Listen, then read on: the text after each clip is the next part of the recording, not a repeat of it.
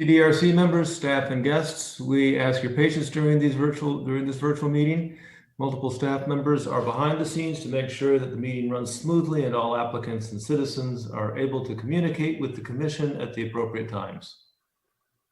During the meeting, you will see live images or still images of Ddrc members and staff. However, images of the applicant and public will not be visible.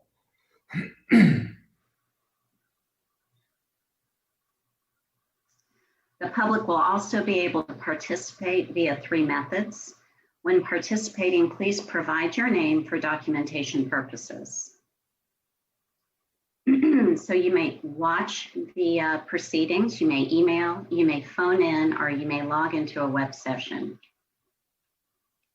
If you're watching, you may stream the meetings through City TV, which can be accessed at www.youtube.com/user/Columbia-SC-Government. If you're emailing, you may submit letters and statements via email to cocboardmeeting@columbiasc.gov leading up to and/or during the meeting, as this account will be monitored throughout the proceedings. Emails or letters will be read into the record. You may participate via phone. Please call 855-925-2801 if you wish to phone. When prompted, please enter the meeting code 7939. Those participating by phone will receive 3 options. *1 will allow you to listen. *2 will allow you to record a voicemail message that will be read into the record. Or *3 will allow a participant to be placed in a queue so they may speak live when prompted. Please make sure your computer audio is muted if you're calling in live via your phone. And then if you want to stream the proceedings, you can do so via the web. The address is //publicinput.com/COC-DDRC-September. And I think we're ready for the roll call. So Mr. Broom? You're muted, Bob.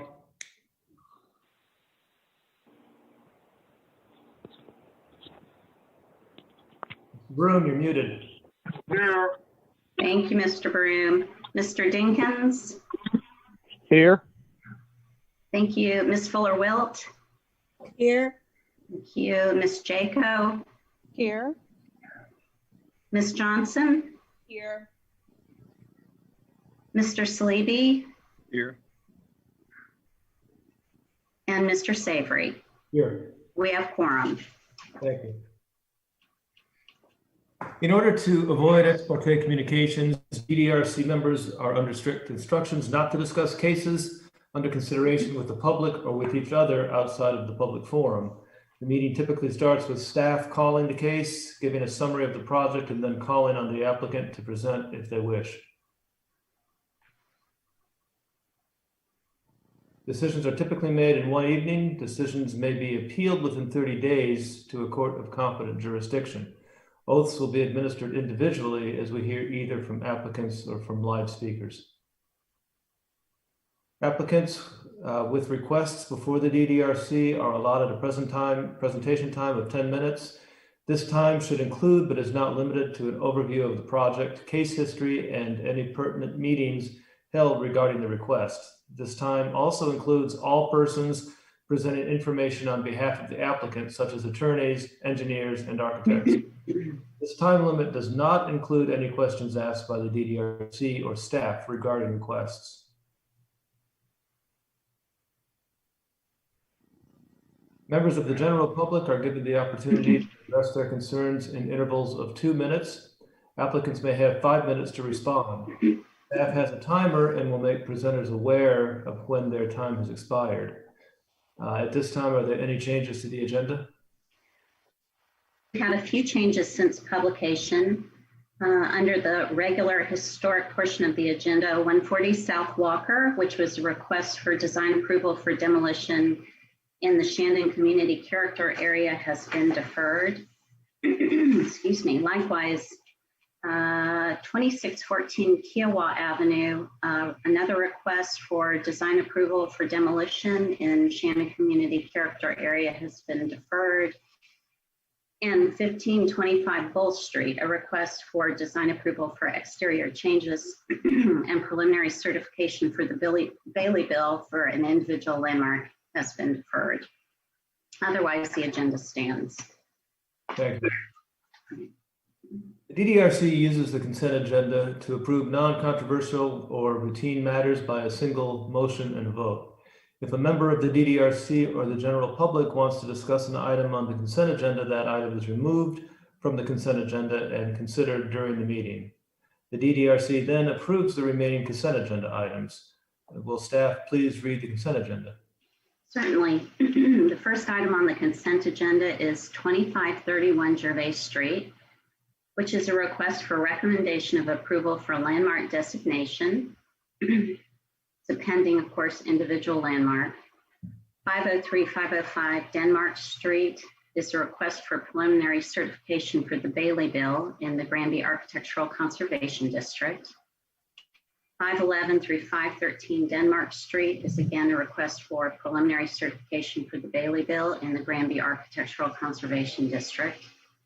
1801 Assembly Street is a request for a certificate of site plan approval in the City Center Design Development District and is also a National Register structure. Likewise, 1801 Assembly Street request for approval for design approval is on the consent agenda as well. That again is City Center Design Development District, National Register structure. 2319 Lane Street is a request for a certificate of design approval for new construction and site improvements in the Elmwood Park planned unit development. I believe that is everything under our consent agenda. Thank you.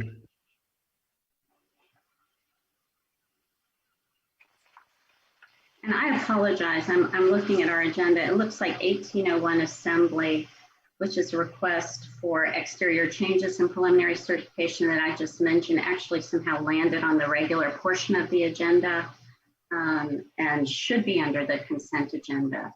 So if y'all could motion that to be included under the consent agenda, if you're comfortable with that, that would be a good thing. Okay, and what was it? Identify that again so we can do that. Certainly, that's 1801 Assembly Street. Okay. Okay, right, okay. Is there anyone from the DDRC that would like any item removed from the consent agenda? Oh, and it appears, I'm sorry, 1405 Somerville Avenue was another item that was supposed to be on the consent agenda and did not make it there. So that was also a certificate of design approval for new construction and site improvements in the Cottontown Bellevue Architectural Conservation District. Staff has been working with folks late. And so some of these items probably we resolved some issues and got them onto able to be moved onto the consent agenda late in the game. So I apologize for the confusion. Okay. And that was, we need to go. We need to put that. Tom, I would like to take this opportunity to recuse myself from the consent agenda vote and discussions. Okay, thank you. Amy, do we need to add that to the motion for the consent agenda, the last one, that the Somerville one? That's right, 1801 Assembly as well as 1405 Somerville Avenue. Am I confused? That's on the consent agenda for. Yeah. Those Amy, are yeah. Amy, I think you might have an old version. Oh, I'm sorry. Yeah, the last two we received actually did have those listed. Yeah. My apologies. Let me make sure that everything is, okay, yes, thank you. So we don't need to mention them in the motion. That's correct. Thank you, staff. Okay. Okay, is there anybody on the DDRC that would like any of these items removed from the consent agenda? No. All right. Anyone from the public that would like any item removed from the consent agenda?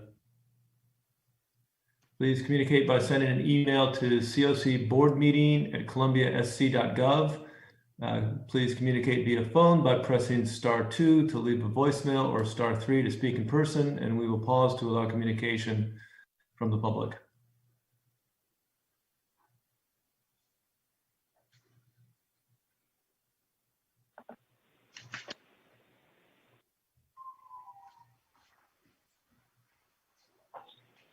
Hi, Mr. Chair. This is Andrew Livingood.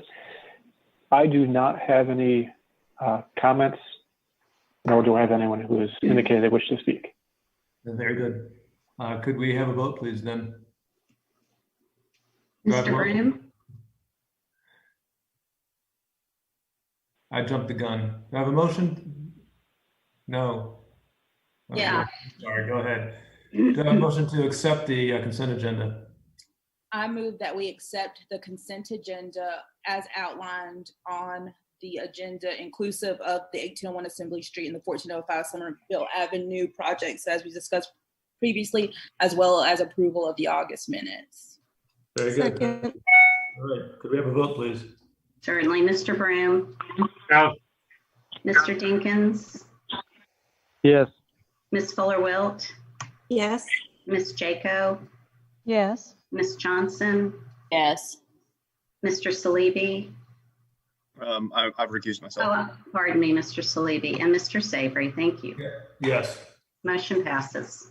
Thank you. Okay.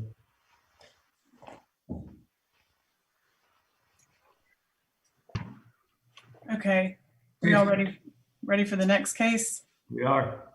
Okay, so the first case on the regular agenda is 1025 to 1043 UG Street. This is a request for certificate of design approval for new construction in the Innovista Design District. This request is for the new construction of a 5-story, 130 guest room hotel at the corner of UG and Senate Streets. There's a large storm sewer pipe that runs diagonally, pardon me, across the site, which includes a 50-foot easement, which structures cannot be built on. This daylights into an open culvert on the adjacent property of Stormwater Studios to the southwest. And staff has been working with the architect quite a bit, and they've definitely made a lot of changes to the project. And I'll just read the staff recommendation, and then Craig Otto, the architect, is here to present and answer questions. The staff recommendation is to defer the request to give the commission an opportunity to comment on the following items, and that a further developed design come before the commission for approval at a subsequent meeting. The recommended items for consideration included more continuity of upper facade materials and alignment of piers with the base of the building, modification of the recesses and projections of the bays of the building to provide a more consistent street edge along Senate Street, consideration of a simplified materials palette to only 2 materials or 3 cladding materials with a metal roof, submission and review of window details to include depth and transparency specification, submission of overall fenestration percentage calculations, and to work with staff on details of right-of-way improvements to include driveway and parking lot design adjacent to pedestrian zones.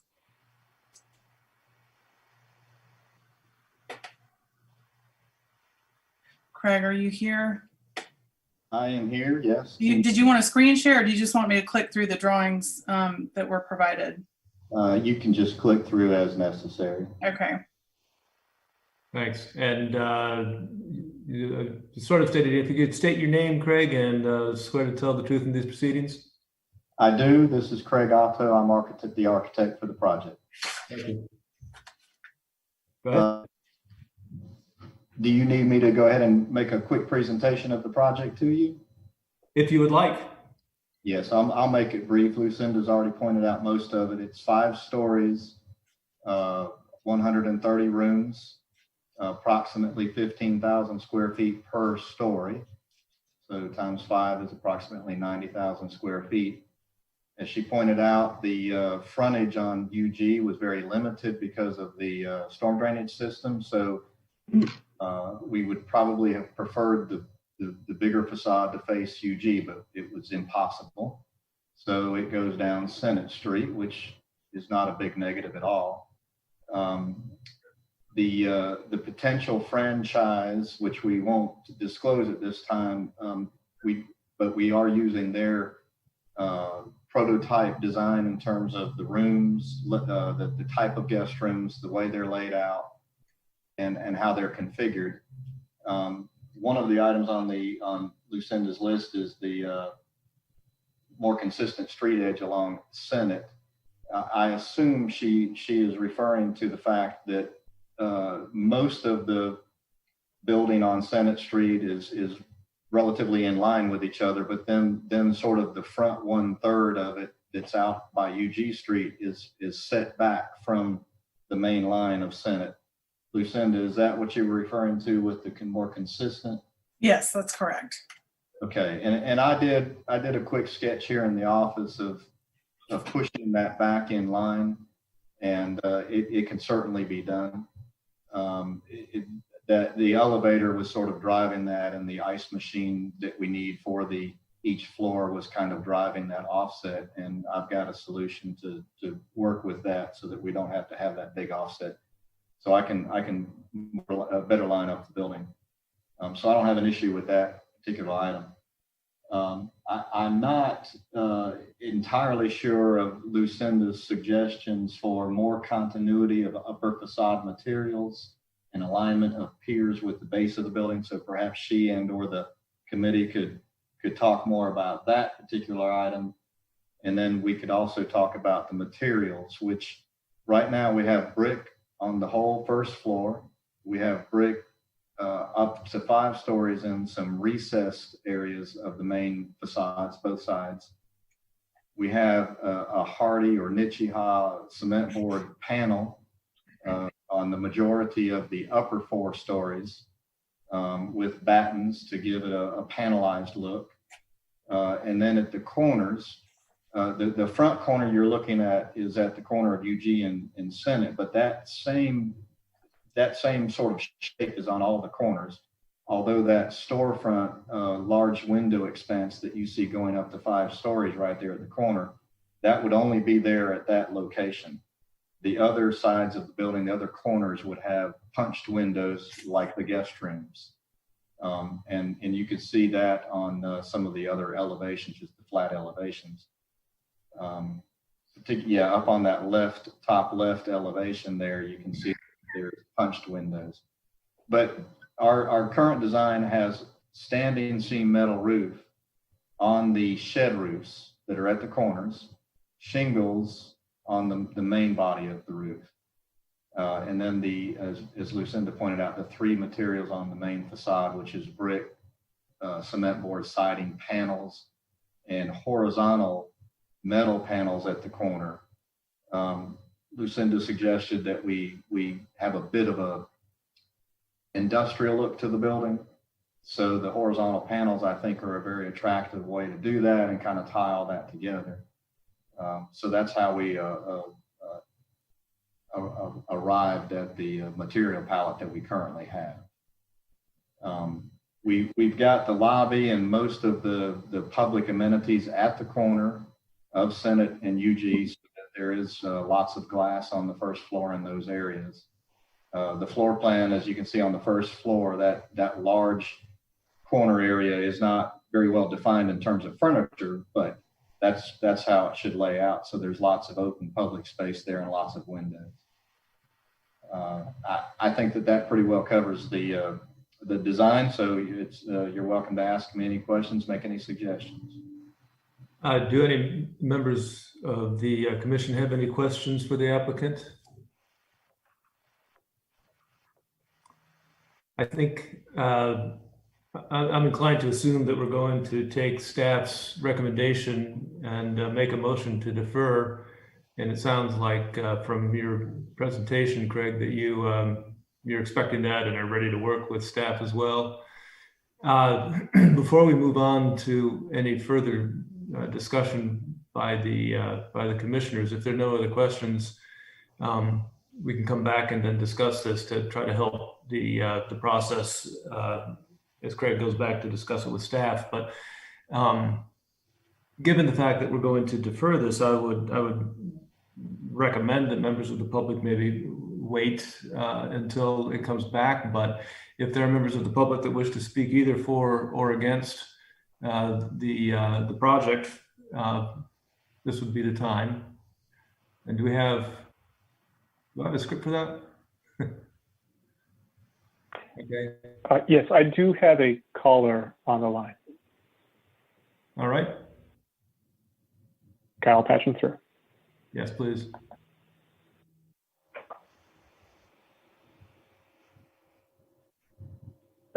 Hi, my name's Steve Henson. I live in the Vista. Can y'all hear me? Yes, and could you also, I need to swear you in, promise to tell the truth in these proceedings? I do. Thank you. Please. I'm please go ahead. Steve Henson. I live at 530 Lady Street in the Vista. And I just wanted to comment. I know we can comment later also, but you know, I'm on the development committee for the Vista Neighborhood Association and also involved in the guild. I think it's great to have development in that area. We're really excited about it. You know, but when I look at that last slide, the one that has more color in it, and I've talked to a lot of my neighbors about this, you know, in our view, this is the old warehouse district. The Vista is the old brick warehouse district. So our main concern is that we'd like more brick to be on there. We just feel like that the panels are okay, but we'd like a lot higher percentage of the exterior to be, you know, that red brick look that kind of matches the neighborhood. Thank you. And that's all I wanted to say, really. That we, you know, brick, I guess, just kind of make it fit in a little better. Thank you. Thank you very much.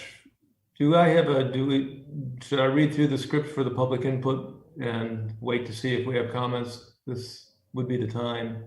Sure. And Tom, I do have an email that's come through. So I guess, yeah, I'll let you go ahead and read through this in case somebody's trying to get in touch. And then while we're waiting for any more calls to come in, I'll read the email that's come through in the last hour or so. Perfect. We encourage those that would like to communicate via email to begin sending in letters and emails. Emails to COC board meeting at columbiasc.gov. We also encourage those wanting to leave a voicemail to call 855-925-2801. When prompted, please enter the meeting code 7939, then press *2 to begin leaving the voicemail. We will start to receive comments from the public who choose to speak via phone live by calling 855-925-2801. When prompted, enter the meeting code 7939 and then press *3 to join the queue. And please make sure your computer audio is off when calling to avoid feedback.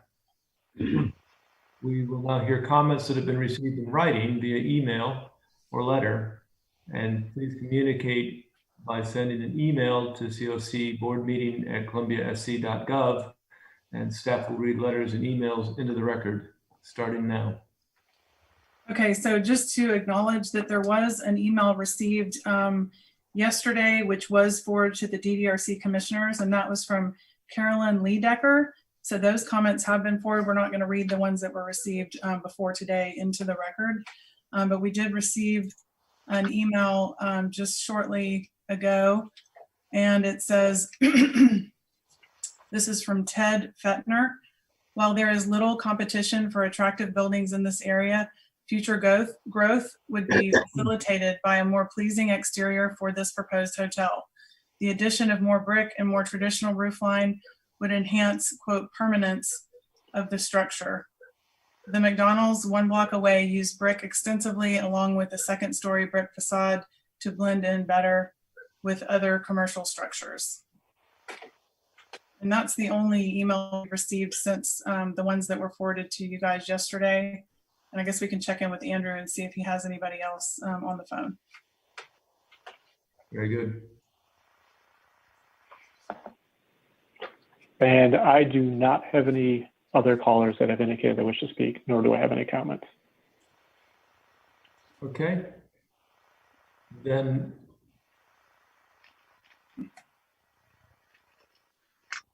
nothing else, nothing logged into the web, I assume? I don't think we have anything else. Do you want me to go back to the drawings or? Sure, yeah. I'm going to ask for comments from DDRC commissioners for the applicant. Any constructive comments that might be made as you move forward, further developing the design. Do any commissioners have any comments that they'd like to make or discussion?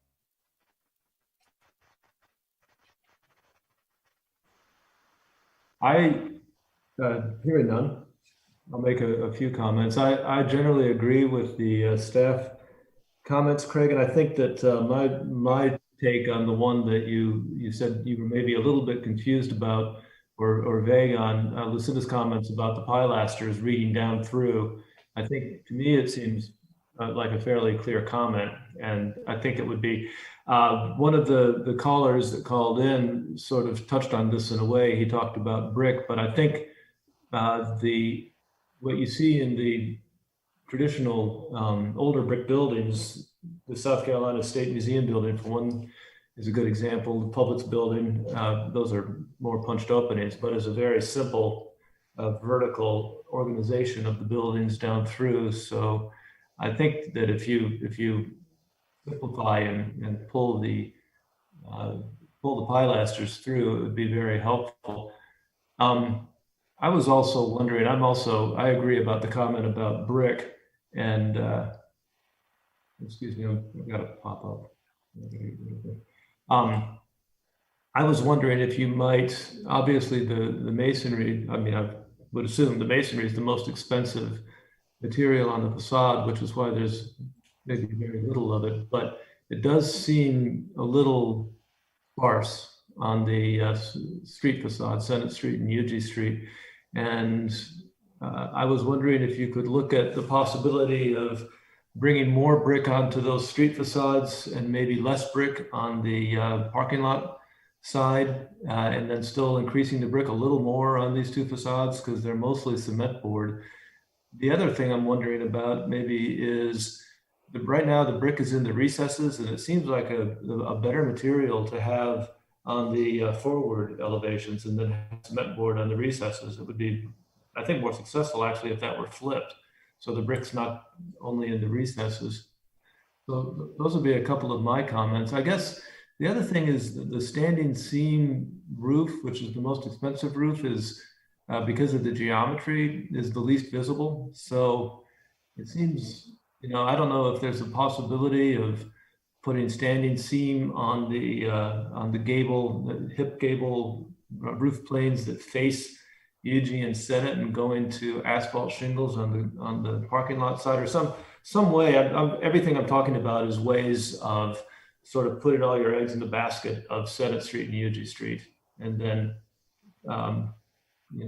doing making less expensive choices on the other side. If you could think about that. And I think those, also the window depth is really, really important. There's a lot of jogging, but if you can address depth of windows, and typically we like to see 4 inches at a minimum, that'll help a lot as well. So I think most of what I'm saying are, we've sort of, I think, been through this in conversations about buildings in the Vista before, and I think they're consistent with the staff comments and with what we've heard from the members of the public. So that would be in a kind of a broad sense, without trying to hold the pencil. That would be where I think improvements could be made to make it more compatible with the, not necessarily next door, because there's not much next door, but with the general palette of historic buildings in the Vista. Well, Tom, while you mentioned the historic buildings in the Vista, I would like to point out, just on behalf of the developer, as you stated earlier, the brick is the more expensive material, and so we are trying to keep the cost down.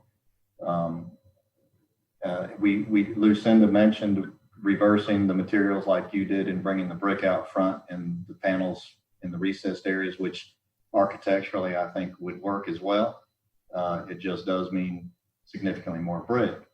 However, I already appreciate your suggestion to do more brick up front, less brick in the back to therefore, mitigate some of that additional cost. So I like all those ideas. I did notice, and I know we can't always look at precedents, but at the corner of UG and Blossom Street, right down the road, there's a new apartment complex, not brand new, but relatively new. And they actually have a very little use of brick in that particular project. In fact, they have a lot of materials, 3 or 4 or even 5 materials I noticed, with only a small percentage of them being brick. So I was, and as everybody has pointed out, there's really nothing much right adjacent to this property. Within 2 or 3 blocks, there's not much to use to try to, other than some warehouse buildings that are generally 1 or 2 stories tall. So there's not a whole lot to go on there. But anyway, I'm not sure what to do with the roof either. The developer and I talked about this before the meeting, and we both agreed that a building like this with a standing seam metal roof is generally, we both believe and agree that it can often be less attractive than the shingled roof. I've seen many homes, for instance, that put metal roofs on in order to, keep the longevity of their roof there for 40, 50, 60 years, but it's not very attractive. The shingles are much more attractive in my opinion. We felt like that the shingles were a more attractive solution than the standing seam, but we did like the standing seam on the shed portions, although as you point out, they're not as visible. But we're not opposed to any of your comments and suggestions, of course, and we know that the building will only be better as a result, but we have to keep in mind, the expenditure and making sure that there is a decent return on investment for this property. Well, look, I'm just curious about the decision to do a gable roof rather than a good, strong, positive pitch. A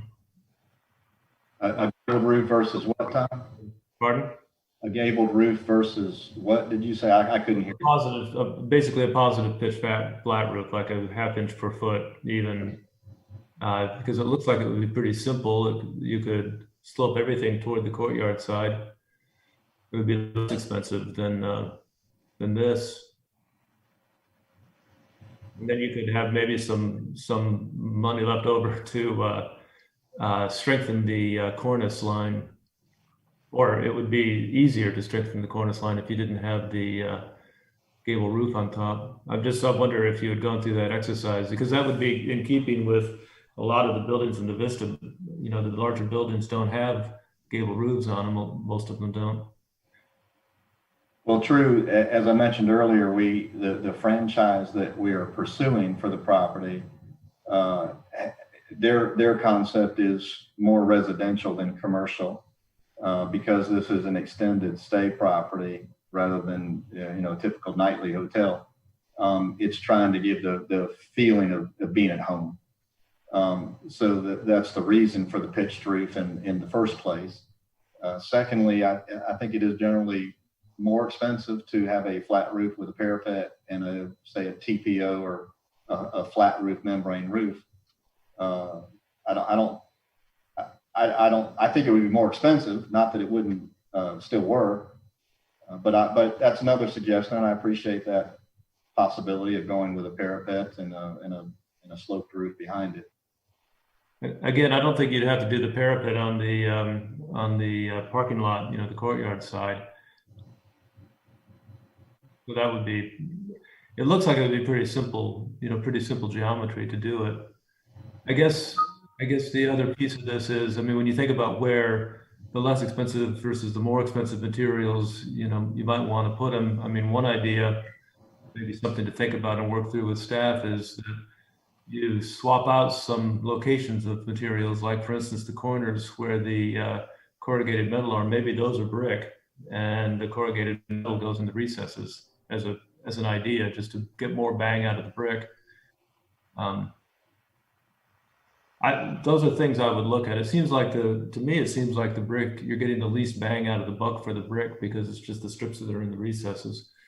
And then the other piece of that is, I think, the lack of pilasters coming through. I agree with staff's comments that there seems to be a disconnect between the base and the rest of it. Part of it is just because the base is almost the only place where there's brick except in the recesses, but then also the lack of the continuity of the pilaster rhythm when you get down to the base. So that, I think that seems like that could be improved. I have no issues with that. Just so you know, the reason behind that was we were trying to capture as much glazing, as much glass, as much window as we could on the first floor. So we made the glass large and didn't carry the brick down in between with pilasters and such, because that would reduce the percentage of brick. That would reduce the percentage of glazing. So we sort of traded off there and said, well, let's provide more glazing and less brick. I'm not opposed at all, and I like the recommendation and the suggestion to bring the pilasters down and make it all line up and bring some consistency between the first and the upper floors. I'm good with that. Okay, well, I would encourage you to consider everything that we discussed and work with staff to get closer to where they would like it to be. I don't really have any other comments. I agree with the comments that they've made, and then I don't think I need to reiterate what I've already said. I mean, I'll just make a couple comments on the streetscape, and maybe Lucinda, you can answer, but I would encourage you to work with both DOT on UG and the city on Senate. I don't really see any development of pedestrian walkways in the entrance and hardscape on either street frontage. Lucinda, that's something they're working with you on? Or yeah, we did kind of, that was sort of something we acknowledged, kind of like we were trying to get into the Ddrc September meeting to get the feedback from you guys, but there was definitely an acknowledgement that we don't really have enough development of the right-of-way improvements, and that'll all need to go through the encroachment process, anything that's in the right-of-way. And like you mentioned, we'll have to also include DOT approval for UG Street. So we'll definitely be working with the applicants on what that sidewalk looks like and any kind of street trees, any kind of change to the parking configuration and driveways. So certainly we will, but hopefully that will be more developed by the time, if you guys decide to defer till next month, when they come back, we'll have a more developed streetscape plan. Has DOT have you met with DOT regarding that entrance on UG and its proximity to Senate, to the applicant? Not to my knowledge. Okay. I would encourage you to do so.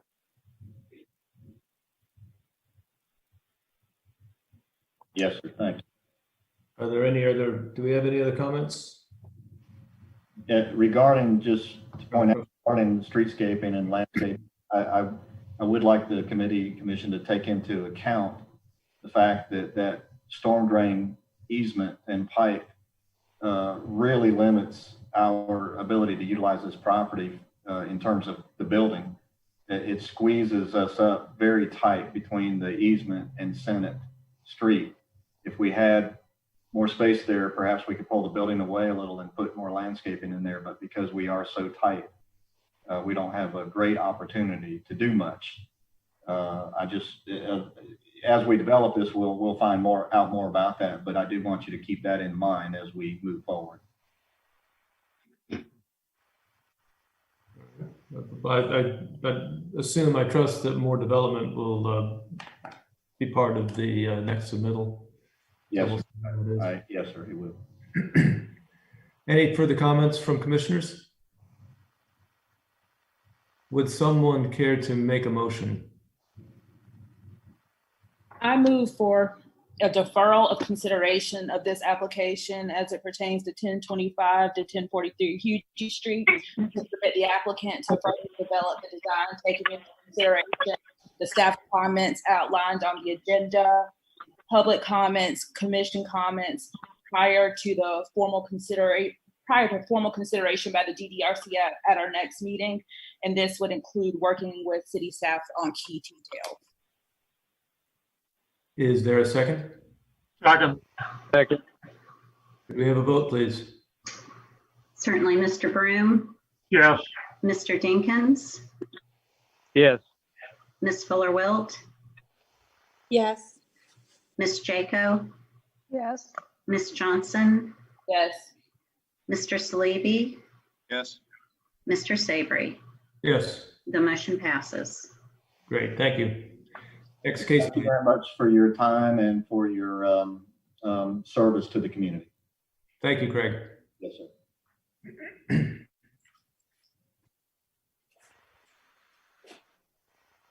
This project is located at the corner of Gaston and Union Street.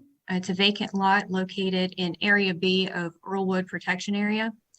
The proposed new construction will be a duplex, and each unit will be roughly 1,500 square feet. This is a sloping corner lot and will have 2 street-facing facades. The overall design of this new construction is minimal in regard to style and materials, which is reflective of the minimal traditional and early ranch house styles seen in this portion of Earlwood. This project was originally presented at the August meeting, where the commission made a motion to defer to allow the applicant time to further develop the Union Street elevation and make it more guidelines. Since that meeting, the applicant has been in steady contact with staff to bring forward plans that better meet the guidelines. Changes to the Union Street facade have included a larger porch that creates a better sense of entry on this elevation, a stucco trim detail that mimics foundation types in the district, as well as adding shutters, which is a prominent window detail found throughout this historic district. The applicant has also included proposed landscape features, which shows how the building will sit in a natural setting. The applicant has also made changes reflecting staff recommendations that were included in the evaluation for the August meeting, which referred to the change in foundation height to be 3.5 feet and use dirt infill where applicable to maintain the height appearance across the Gadsden Street elevation, as well as add a more pronounced bottom sill to the upper level windows on all elevations. Staff finds the new construction to be in keeping with the guidelines and recommends approval with the following conditions. Staff will be notified upon start of construction to verify logistics of approved plans and arrangements made with the foundation height. Staff must review any changes from the approved plans prior to completion of construction, and any plans differing from those approved may require DDRC review, and all other details deferred to staff. Thank you. And is the applicant here, and does he or she wish to speak? Yep, I'm here. This is Keith Ancone. You promise to tell the truth in these proceedings? Yes, I do. Yes, I do. I really don't have anything else to add at this point, unless there's other comments from the staff or the commission or public. I think Christina's pretty much wrapped it up, and we've been working, like she said, close together on this project to make sure. We think that it is really changed a lot since the first meeting we've had. That we think that it's going to turn out pretty good. Thank you. Any questions for the applicant from commission members? Okay, then let's move to comments from the public. We encourage those that would like to communicate via email to begin sending in letters and emails to cocboardmeeting@columbiasc.gov. We encourage those wanting to leave a voicemail to call 855-925-2801, and when prompted, please enter the meeting code 7939 and then press *2 to begin leaving the voice message. We will start to receive comments from the public who choose to speak via phone live by calling 855-925-2801. When prompted, please enter the meeting code 7939, then press *3 to join the queue. And please make sure your computer audio is off. We will now hear comments that have been received in writing via email or letter. Please communicate by sending an email to cocboardmeeting@columbiasc.gov. Staff will read letters and emails into the record shortly.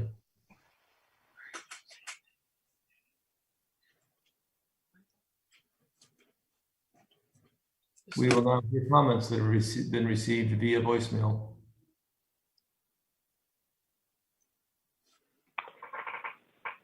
I do not have any comments received by way of voicemail. Thank you. And I do not have any callers that have indicated they wish to speak. Okay. We will now hear comments that are logged into the web at publicinput.com/COC DDRC-September. I'm not aware of any emails that come in regarding this Okay. case. And likewise, there are no comments that have been entered into the website. Okay. So is that it for potential public input? No. Okay. Do you have any additional members of the public that have not been heard, that have sent in emails, voicemails, or any individuals who have joined the queue that would like to speak live?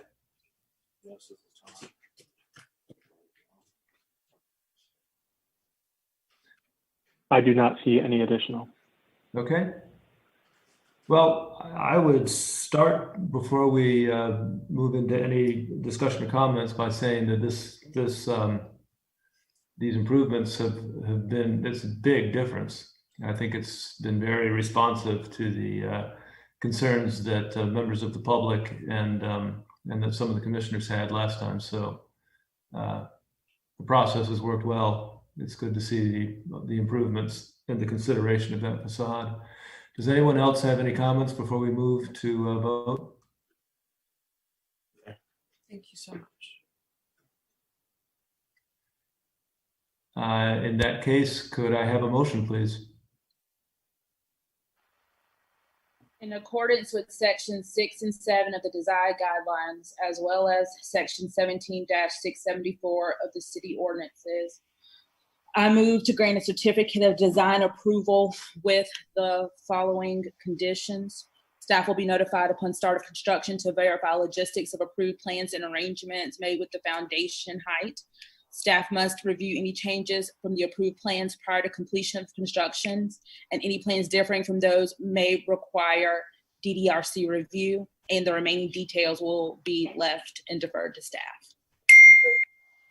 Do I have a second? Second.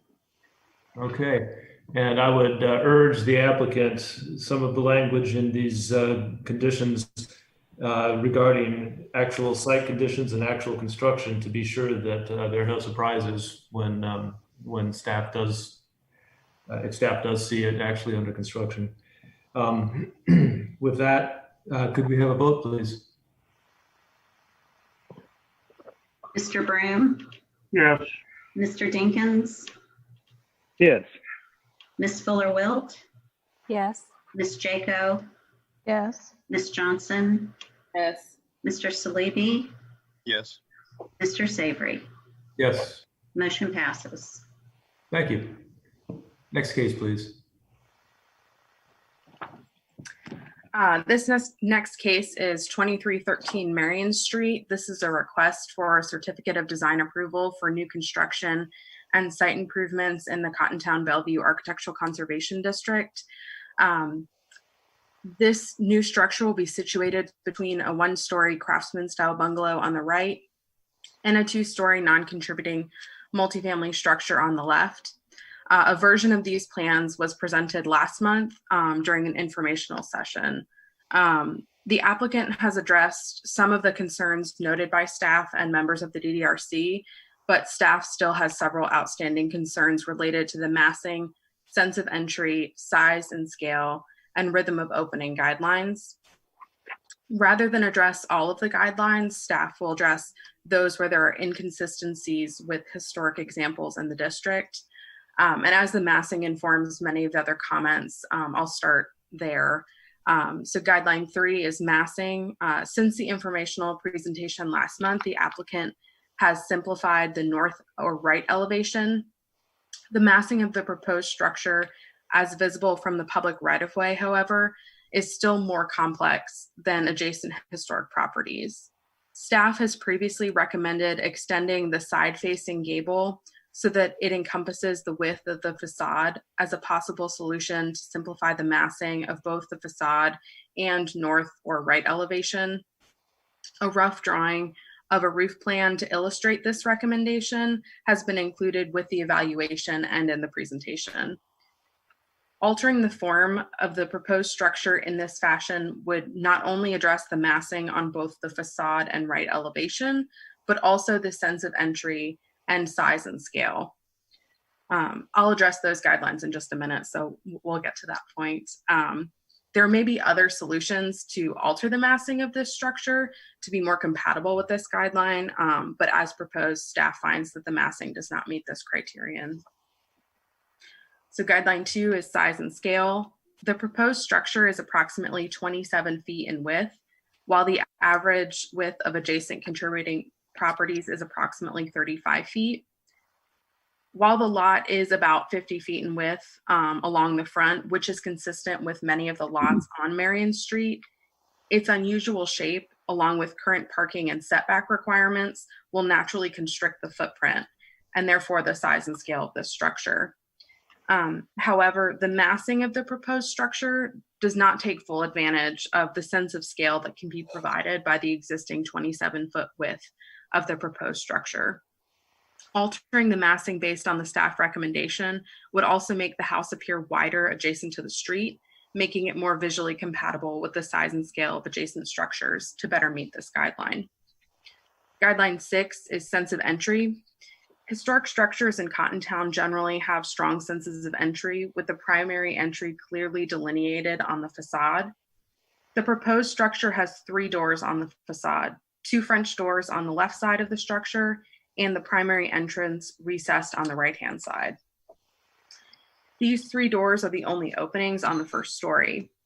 This is not a pattern found historically on single-family residences of this style in this district. There are a few examples of French doors on the facades of minimal traditional style buildings. However, they are not the only openings on the first story. While the guidelines don't dictate style, when a structure does conform to a particular style, it should be consistent with historic examples of that style found within the district. Staff finds that the additional doors, coupled with the recessed primary entry, confuse the sense of entry for this structure. Guideline 7 is rhythm of openings. Staff's concern here are related to the French doors on the first story and second story triple windows, and that there are significant departure from historic examples in the district. French doors are not found historically on structures of this style in the district, nor is the triple window feature on the second story found in this application in the district. Staff recommends removing the French doors and triple windows and replacing them with double hung windows with details to be refined with staff in order to meet this guideline. Guideline 8 is roof shape.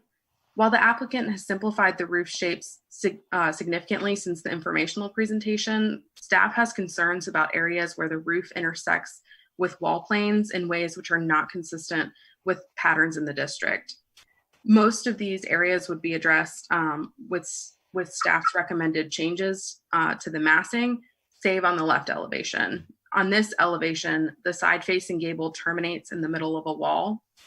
Here, staff recommends insetting the hip roof portion to the rear by several inches to allow for the inclusion of a corner board to make this configuration more consistent with historic examples in the district. An illustration of this recommendation has been included in the evaluation as well as the presentation. And just to wrap up, while new construction in Cottontown does not necessarily need to be duplicative, it should be consistent with historic examples in the district. This does leave room for distinguishing characteristics to allow infill structures to read as modern design. However, those features should be measured and not detract from the composition and its ability to be consistent with patterns in the district. Infill that is consistent with the character of the district while also reflecting contemporary design has the potential to enrich a historic district. However, it is critical when reviewing plans for new construction, first and foremost, to evaluate whether a proposal meets the guidelines and supports the character of the historic district. Therefore, staff finds that the proposed new construction and site improvements at 2313 Marion Street does not sufficiently meet criteria numbers 2, 3, and 6 of Section 5 of the Cottontown Bellevue Architectural Conservation District Guidelines. Staff finds that deferring the project to allow additional time to refine the plans to meet the above criteria would be beneficial, and recommends deferring final review of the plans to the next meeting with the following conditions. The applicant further addresses the massing, sense of entry, and size and scale of the proposed structure to be more consistent with historic examples in the district.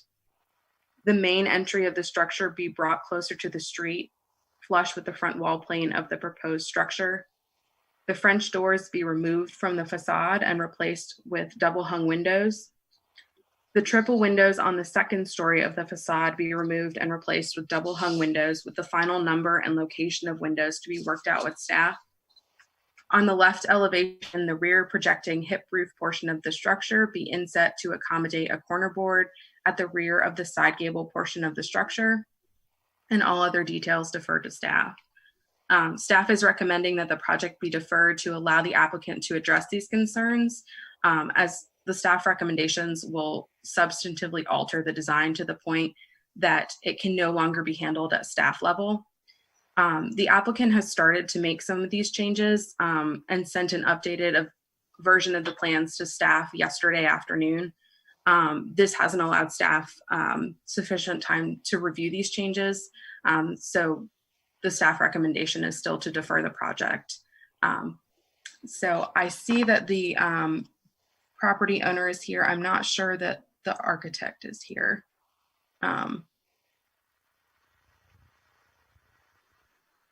Both of us are here, Megan. Okay. All right, thank you. And would the applicant wish to speak?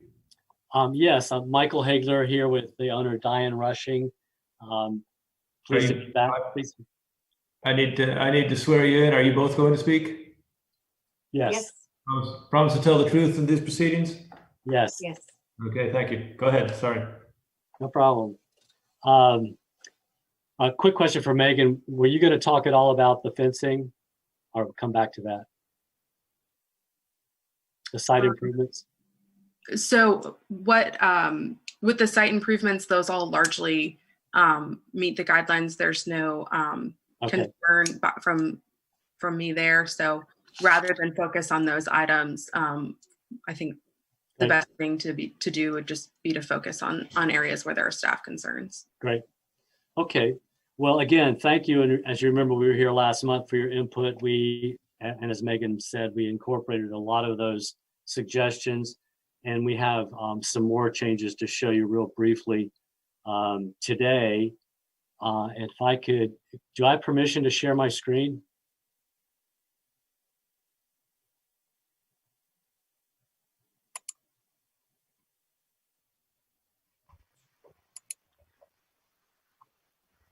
Is that visible from? We just see you. Oh, you just see me? Do we need to get shared? You should be able to share. Try it again. Okay.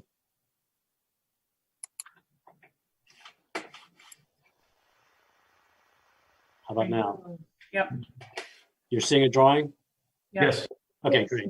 We just want to tell you that we got the evaluation right before Labor Day. So we have worked on simplifying and addressing mainly the items in section 2 and 3.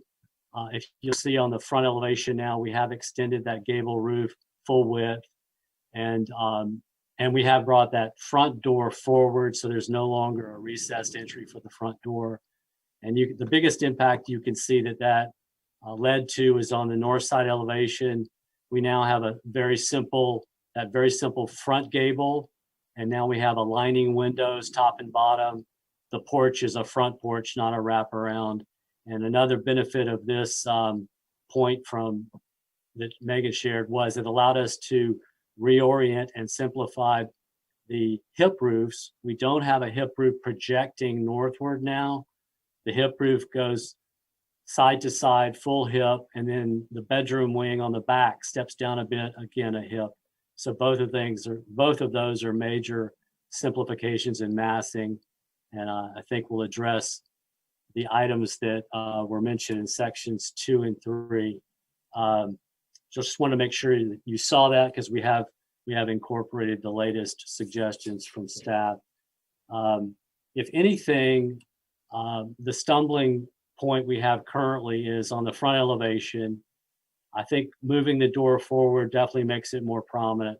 We still very much would like to have those two doors on the front porch opening from that front parlor or bedroom out onto the porch. There were pictures in the original submission last month that showed several houses, even on Marion Street, that have second and third doors on their front, and they are not duplexes, they're single-family homes. Probably the best example is on Confederate, that has a main door on the right side of the house, and then it has a secondary door on the left. And the Confederate Avenue picture was in the packet that you had last month. If you wanted to see that, we could go back and show you the Confederate Avenue picture. The reason we're doing those triple windows up above is to try to get more of a horizontality to that front facade. We could definitely put a single double hung there, but I just think it just, from our perspective, does not look good. And also the triple windows allows us, because that's likely to be a possible bedroom up there, gives us better furniture layouts in that second floor area. So we would really like to request your permission to veer slightly away from staff's recommendation on the front facade. But we are more than willing to work on these revisions, which we already show you on the left and side elevations, including the side improvements, and then working with staff on all the typical details to be worked out after approval. Well, I think it's come a long way in terms of simplifying a lot of the stuff on the north and south facades that were kind of tangled up. Yeah.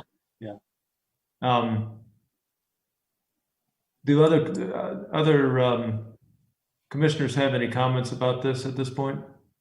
I do. I don't have any comments specifically about the changes that have been made at this point, but just in reviewing the staff recommendations, I'm kind of uncomfortable with the 6 conditions outlined. In my opinion, those are premature at this time. If we're going to defer this matter for further consideration with city staff, then we shouldn't be imposing conditions at this point. That, to me, that's what the final review when it comes back at the end is for. So to the extent that the staff has listed, number 1, the applicant further addresses massing, et cetera, I think if we're going to defer it to allow you to work with the staff, those are things that should be addressed and considered. But if y'all differ in the end on those particular points, then those differences should be brought back to the commissioners for a final determination and not imposed at this time. And that's all I have to say. I think that makes a lot of sense. I don't think we should, if we're going to defer it, we shouldn't get very far down in the weeds. It turns it into more of a discussion at this point, and then it's just deferred. So I would agree with that point, Ashley.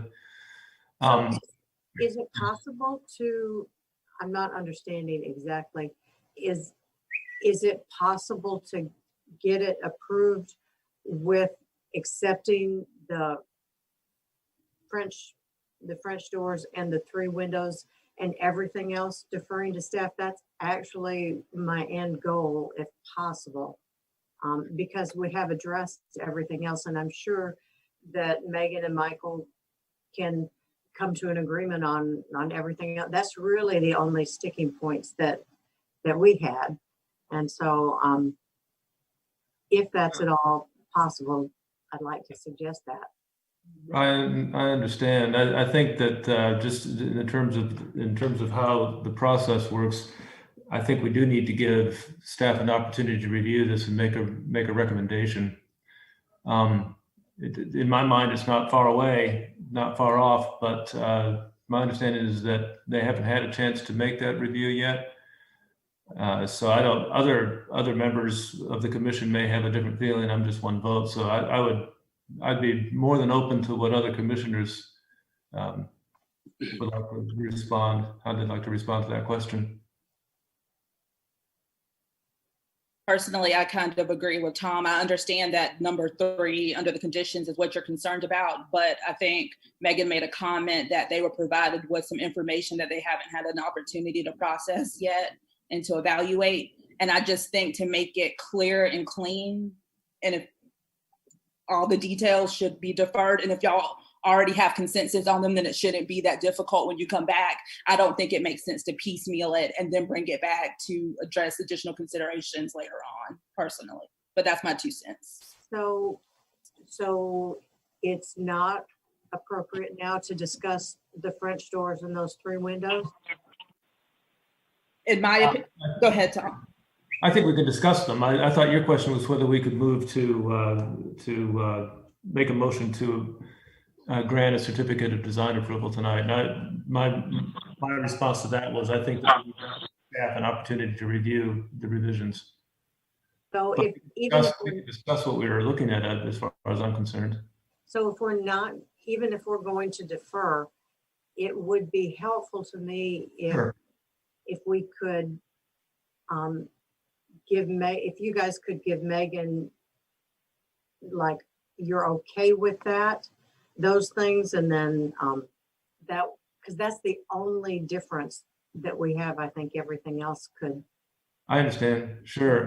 But I think that what Ashley was getting at is that we really need to see the whole thing completely together, and the entire proposed redesign as one thing with the staff comments consolidated, which we need to go through that process. I mean, I can tell you my own personal feelings, but it's only mine, and it may not carry the day. So as I've told Michael in the past, and I've told other people, my concern is that I don't want to get prescriptive, because it may be that when it comes back, I don't want to steer anybody wrong. Just based on my own interpretation. I will tell you that I don't have as much of a problem with the French doors as others might. I think that bringing the main door forward helps a great deal in that respect, and widening the crossing gable across the entire facade. I think that helps in 2 ways. One is that it helps in terms of the rhythm along the street and the massing compatibility with other structures, but I also think it has helped the architect tremendously with simplifying and the builder with simplifying the roof lines. So, I mean, I think that was a huge step in the right direction. My personal tendency is to agree with staff's comments about the upper windows up in the gable. I think that the simplified palette would be an improvement. So that's where I am on it, but other commissioners and staff may have different feelings about all of that. The good thing, all of this has gotten a bit compressed with the Labor Day weekend, but getting Megan's comments, really getting into them just on Tuesday, there wasn't a lot of time. But I think we're at a good solution point. Every iteration it gets better. So, the one thing that I mean, this is up to you. It's your call. But the one thing that strikes me when I look at this that seems to keep it a little bit out of keeping and massing with the more traditional structures is that the overhangs are really narrow. That may be intentional, and again, it's your design, but that's just a detail I wonder about that might help to extend the overhangs a little more. I agree with you, Tom. Pardon? I agree with you. It's Angie. I agree with you about the overhang. It helps just with longevity of the house and protecting it from water. Yeah. I don't think it would detract from. I think what you're trying to do is something that subtly departs from, in a contemporary way, departs from the historic residences. And I don't think that deepening the overhangs would compromise that. I think they might add some interest to them. Good point. Okay. Any other comments? I think that north facade is dramatically improved. Yeah, yeah, amazing. Yeah, I agree. And I think the roof is going to be a lot easier to maintain. Mhm. Are there any other comments from commissioners? No. Would somebody like to make a motion, please? Ashley, maybe you would like to do this again because I think you have a pretty clear idea of how the motion should be. Sorry, I was muted. I'm sorry, are we going to go through public comments or? Oh, I'm sorry. Yeah, well, I was wondering if we're deferring, but sure. Let me start the screen share again so I can let you read through that. Helpful to the applicant as well. Hang on for 1 second. Sorry about that.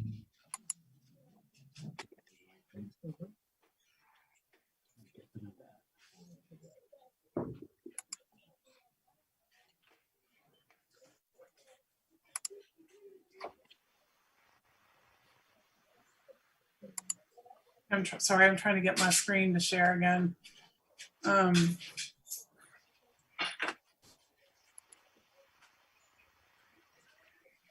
to see you.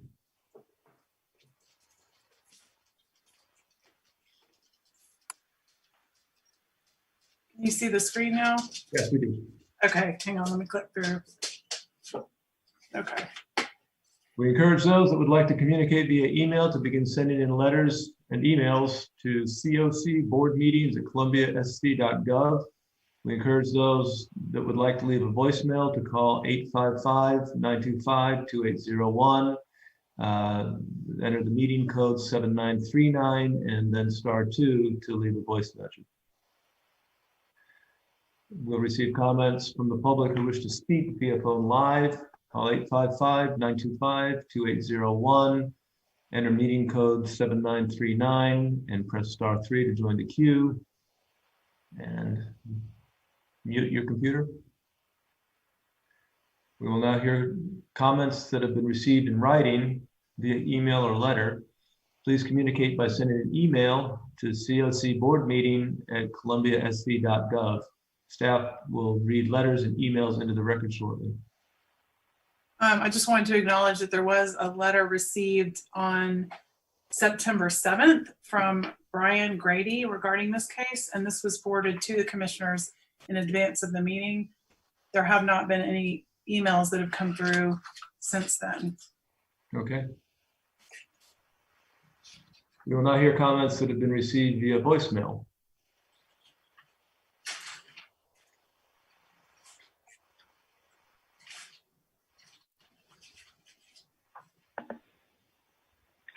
I apologize. It took me a little while to unmute myself.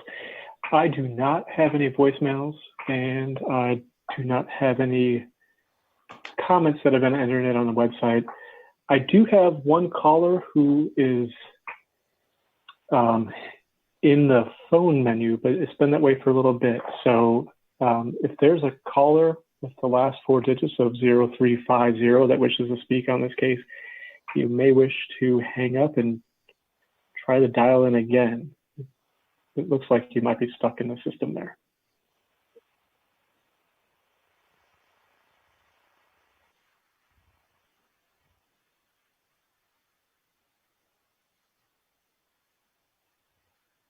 Okay. While we wait, we will now hear comments that are logged into the web, publicinput.com/COC-DDRC-September. And I do not have any comments that have been logged in. All right.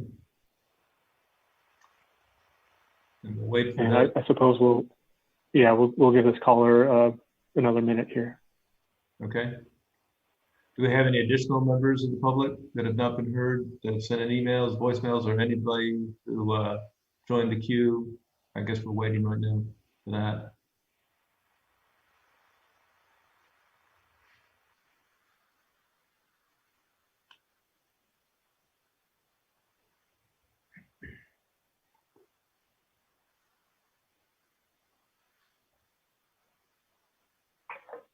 Okay.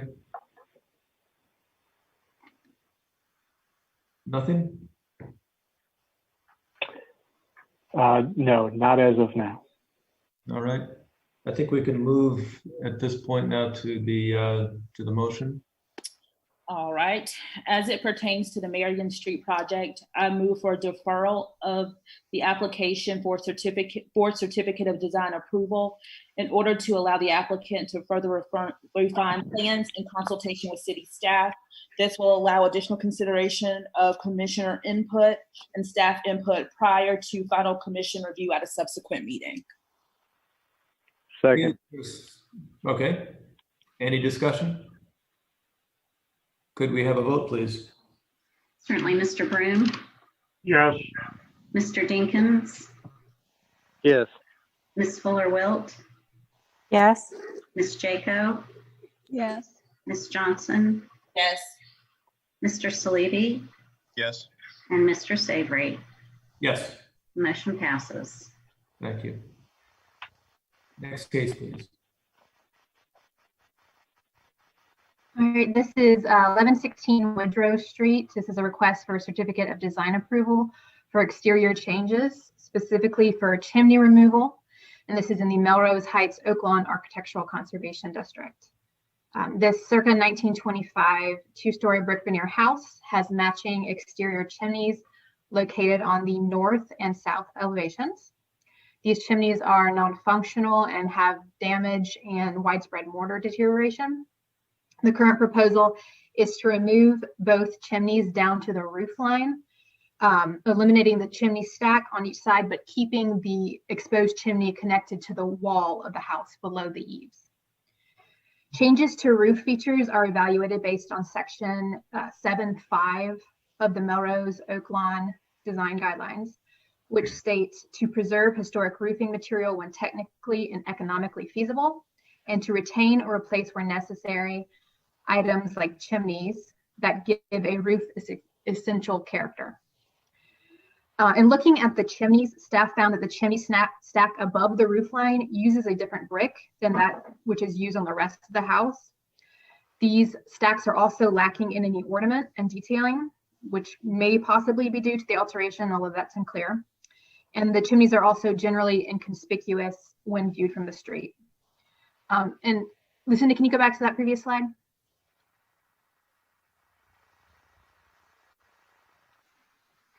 Sorry. I'm sorry, could you say that again? Could you go back to the previous slide? Yeah, sorry. And this is just an example it's not super clear, but you can see the brick on the top is different than the brick on the rest of the house.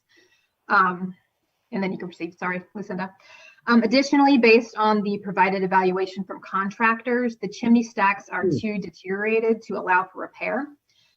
Instead, they would require removal and reconstruction, which the quotes for which range anywhere between $9,000 and $25,000 to do both of those chimneys, compared to the $2,000 to $3,000 quotes, which was for removal of the chimneys and then roofing over.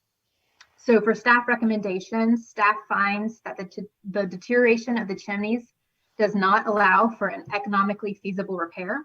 The locations of the chimneys makes them generally inconspicuous from the street, and the chimney stacks appear to have been altered.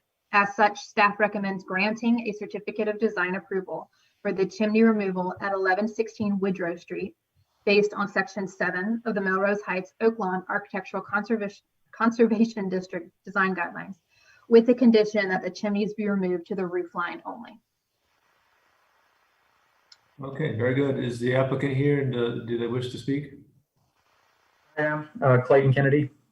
And do you promise to tell the truth in these proceedings? I do. Thank you. Go ahead. I don't really have a whole lot to add.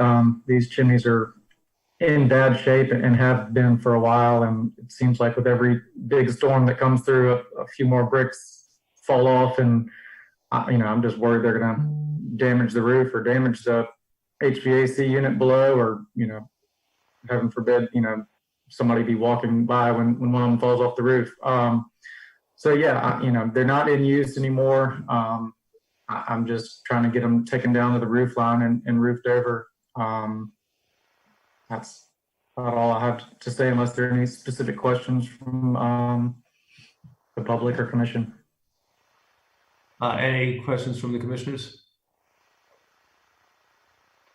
Okay, I guess we'll go to any public input. If you'd like to communicate by email, send them to cocboardmeeting@columbiasc.gov. You can call if you'd like to leave a message to 855-925-2801. Meeting code is 7932 and press *# to leave the voicemail. We will receive comments from the public who want to speak. Call again, 855-925-2801. Meeting code 7939 and press *3 to join the queue. And we will now hear comments that have been received in writing via email or letter. Please communicate those to cocboardmeeting@columbiasc.gov. Staff will read letters and emails into the record shortly. I have not received any emails regarding this case. Okay. And likewise, I do not have any callers that have indicated they wish to speak, nor do I have any voicemails. All right. And finally, I do not have any comments that have been logged into the website. Great. Okay. No additional members that you know of that joined the queue? Members of the public? No, there are not. Nothing. Okay. Keep going. Does anybody on the commission have anything else to add to this? In that case, No. would somebody like to make a motion? Sure. I move that the DDRC grant a certificate of design approval for the chimney removal at 1116 Woodrow Street, based on Section 7 of the Melrose Heights Oakland Architectural Conservation District Design Guidelines, with the condition that the chimneys be removed to the roof line only. Perfect. Is there a second? Second. Any more comments? Could we have a vote, please?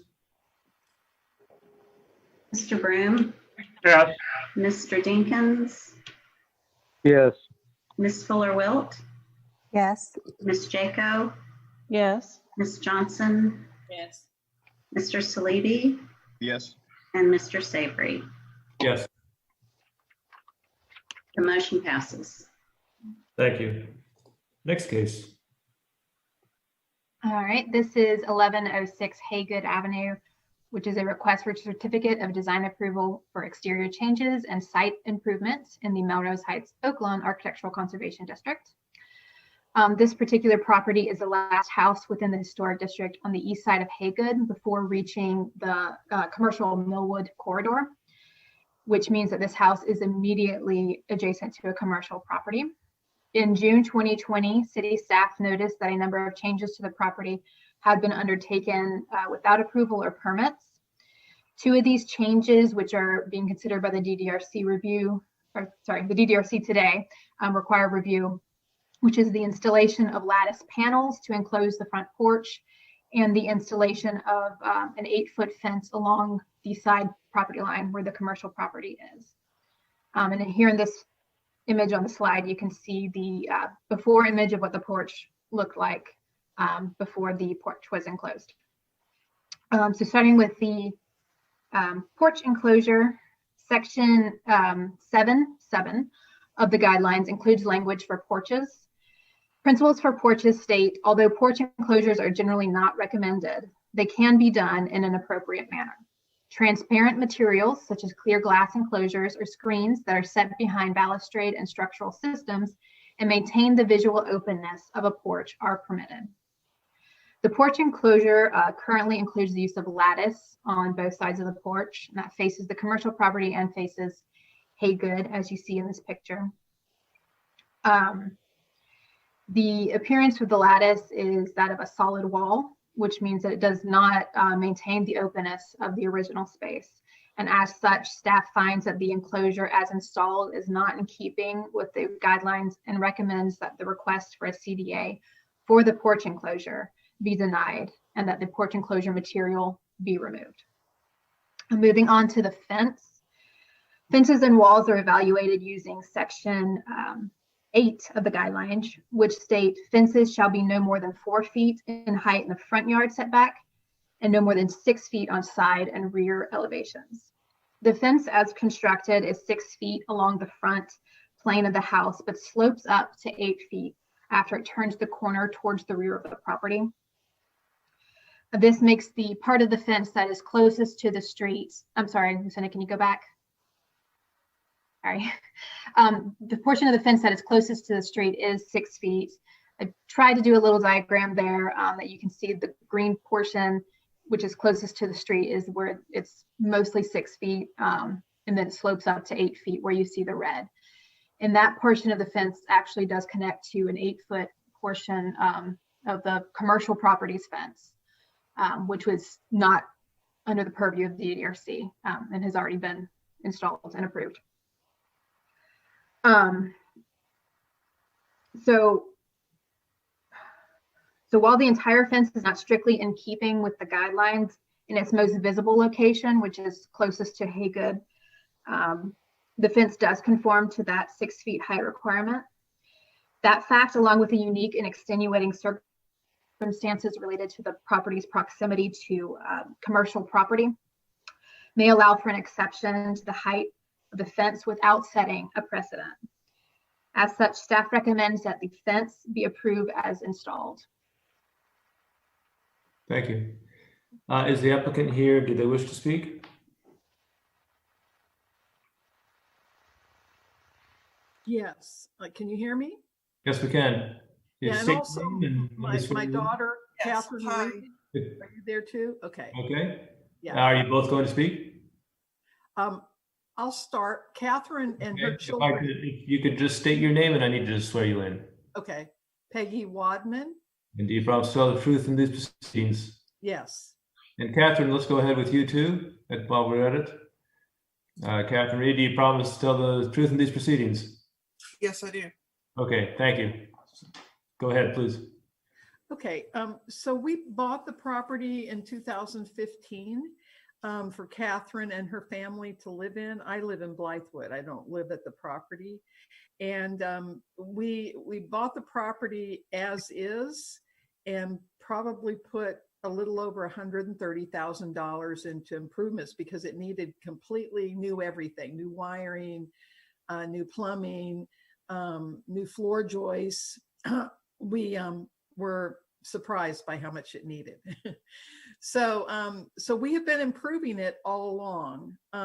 I did not know that I didn't know that there was a historical district there, or that I lived in the neighborhood in the mid 1990s and made numerous improvements to the property I had at that time and never went through any process like this. So I did not know, because there was an existing 8-foot fence, that we needed to get approval for a fence, or that we needed to get approval to enclose the porch. So when I got the information, I've been working with Rachel to try to figure out what to do now that it's been mostly constructed. I would appreciate it if you would approve the fence, just because it is next to the commercial property. And though it has all windows on that side of that commercial property that look directly into the house. And so now with the fence, we finally have the privacy. And also the fence is exactly like the existing fence that was that had been constructed last year. So it was just a continuation that we tapered down to the 6 feet requirement. So I appreciate Rachel's input on that. As far as the porch enclosure, what we were trying to do, we used to have people walk up on the porch off the street.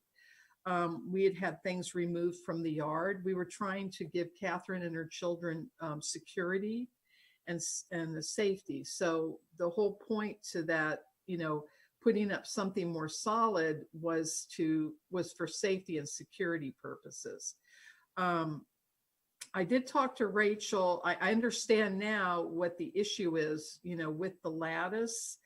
I would ask if we have to take the lattice off the front, that we be allowed to replace that with screening. There is framing there, a wood framing that's holding the double lattice with screen in between.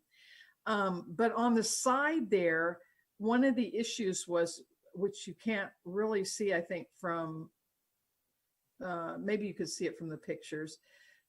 The side of the porch faces, okay, you can see that. The side of the porch faces directly onto the parking lot and the building. And then the front doors are right there. So they're glass doors. So they have to completely cover up the front doors, the front glass doors, if they don't have that privacy screen there because of the way that it's situated. And so we would ask that because that's not visible from the street view, if you're facing the house, we would ask that we at least be able to keep the side panels, and that we be allowed to replace the front panels with sort of a solid screen door and solid screen panels, if that makes sense. And Rachel's been really helpful with this. Appreciate it. Thank you. Thank you. Catherine, did you have anything you wanted to add? No, actually, that pretty much covers what I would have said. But I do understand that whatever comes from that. But that's pretty much what I would have said. All right. I can't think of anything right at this moment. So, I mean, ideally, we'd like to keep it as is, because of the security issue that we have.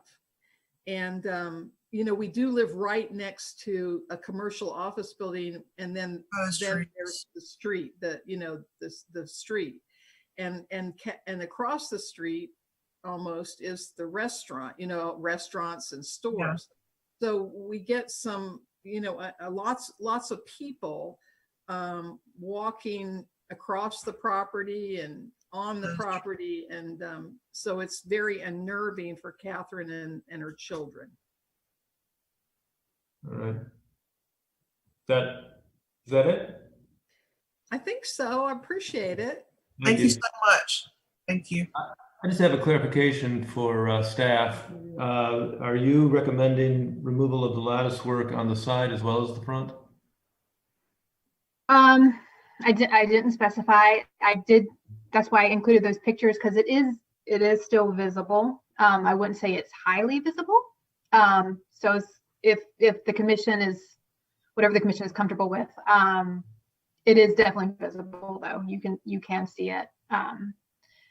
So I got it. My recommendation is to remove both and to use screens instead. All right. And I have a quick question for Peggy, the applicant, or the homeowner. Peggy, you mentioned that privacy was a concern, especially on the side of the home facing, or the side of the porch facing the commercial property.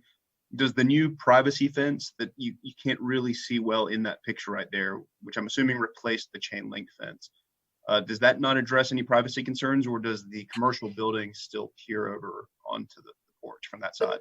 The commercial parking lot still peers over, and anybody walking along that sidewalk can peer in. That's true. Yes, very much so. Yeah. So we're trying to, and so what happens is Catherine and the kids can't, they have to keep something over the door, which blocks the light and et cetera, of their front door, because otherwise people can peer in. Thank you. And then just kind of a follow-up for Rachel. Obviously it is quite visible from that angle. By reaching a compromise and removing the lattice on the front portion of the porch, does that not give it the appearance of openness that staff is concerned with? It certainly would from the front, yes. From the side, you know, I do have concerns because we've seen in the past where things get removed and things become much more visible than they were when they were approved. So we've come across that a few times, which is why I included those photos, just so you have a clear understanding of how it is from both sides. You know, I haven't talked to Peggy really about this, but there may be an option of a darker screen on the side, perhaps, that would allow for more visibility instead of that very kind of solid white surface. I don't know that it helps with visibility at all, so that's up to the commission. But there are different types of screens that I'm happy to explore with them. I have a clarification from Rachel. And does the fence height being 8 feet tall, would that require a BOZA variance approval? It does too, yes. But we are bringing it to the DDRC first because it has to have both approvals for them to be able to keep it. So just getting this one. Okay. Any more questions either for the applicant or for staff before we move to the public? Okay. Let's move to public input. Those who would like to communicate via email, please send them to cocboardmeeting@columbiasc.gov. If you'd like to leave a voicemail, 855-925-2801. The meeting code is 7939, and press *2 to leave the message. If you would like to speak, call 855-925-2801. The meeting code is 7939, and press *3 to get in the queue. Do we have any comments that have been received in writing via email or letter? I have not received any emails about this case. Okay. Any comments received by voicemail? And likewise, I have not received any voicemails. Okay. And I've not had anyone else join the call, so there's no one in the queue. Okay. Anybody logged into the web? And also, there are no comments entered in on the web. All right. And any other members of the public that have not been heard? I do not see any. Okay. So at this point, this is where we discuss it and then we move on to vote. Does anybody on the commission have any thoughts or any comments about the case? I'd like to make a comment. Can you hear me? Yes. And I think the lattice on the very front should be removed, and that the screen enclosure, if acceptable by the staff, would be my choice. So you're saying to leave everything else as it is, the side lattice and the fence? That's correct. Okay. And I think we're going to be moving to, I guess, could that not be, staff was recommending two separate motions or making two separate statements, but could that not all be in one motion? Any reason why not? I mean, if you want one long motion. Okay. Sure. Any other comments from commissioners? I agree with Bob. I thought the same thing. I'm partial to leaving the lattice on the side that faces the commercial property, but taking off the lattice that abuts the street. And I'm kind of on the same page with him about that. The fence doesn't bother me as an exception either. I would tend to agree. I think that the exception on the lattice on the side, the exception for the similar exception for the fence could be applied to the lattice on the side. facing a commercial parking lot and commercial property. And it's not particularly, you can see it, but it's not particularly visible from the street. It's really visible from the commercial property primarily. So I would agree with both of you. Any comments? Or if not, would somebody like to make a motion, try to make a motion on this? If you wouldn't mind, I don't mind doing it, but could I make it 2 separate motions if that's okay? However you would like. All righty. So we'll go with the fence first. In accordance with Section 8 of the Melrose Heights Oakland Architectural Conservation District, I move that we grant the request for the certificate of design of approval, permitting the installation of the 8-foot fence as an exception to the aforementioned sections, so long as the other visible portions of the fence remain in keeping with the guidelines. This takes into consideration all of the evidence presented, the submissions, and the testimony provided today. And this also takes into consideration the fact that there's commercial property on the other side and the inconspicuous location of the tallest portion of the fence. Great. Is there a second? Second.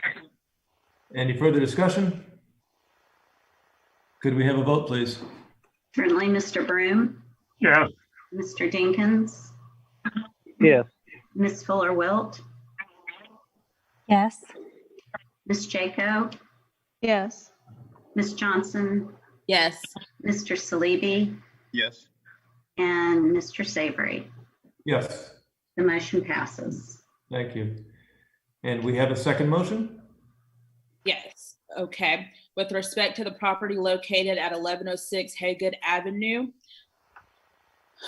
I move in accordance with Section 7 of the Melrose Heights Oakland Architectural Conservation District guidelines that the applicant be permitted to retain the lattice on the side of the house that abuts the commercial property. However, the applicant shall remove the lattice that faces the street and change that out with a glass or screened enclosure, which is open to staff review and approval, with the details deferred to staff. Thank you. Is there a second? Second. Any discussion on that one? Could we have a vote, please? Certainly, Mr. Broom. Yes. Mr. Dinkins. No. Ms. Fuller-Wilt. Yes. Ms. Jaco. Yes. Ms. Johnson. Yes. Mr. Salibi. Yes. And Mr. Savory. Yes. Motion passes. Thank you. I think that concludes our cases and we have other business, correct? Can I just ask a question? Oh, Sure. still there? Okay. So what do I have to do now as far as the front goes? Just communicate with staff. I'll Okay, be in touch tomorrow. Is that Rachel? Yes, yes. Rachel, thanks. Okay. Thank you so much. I really appreciate it. Thank you. Thank you. Thank you very much. I appreciate your time. You'll have a nice day.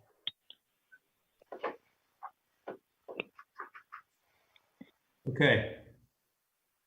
All right, moving on to other business, we have 1231 Gervais Street, which is an informational presentation regarding a request for external downspouts and to replace all windows in a Group 1 landmark building, the South Carolina State Supreme Court building.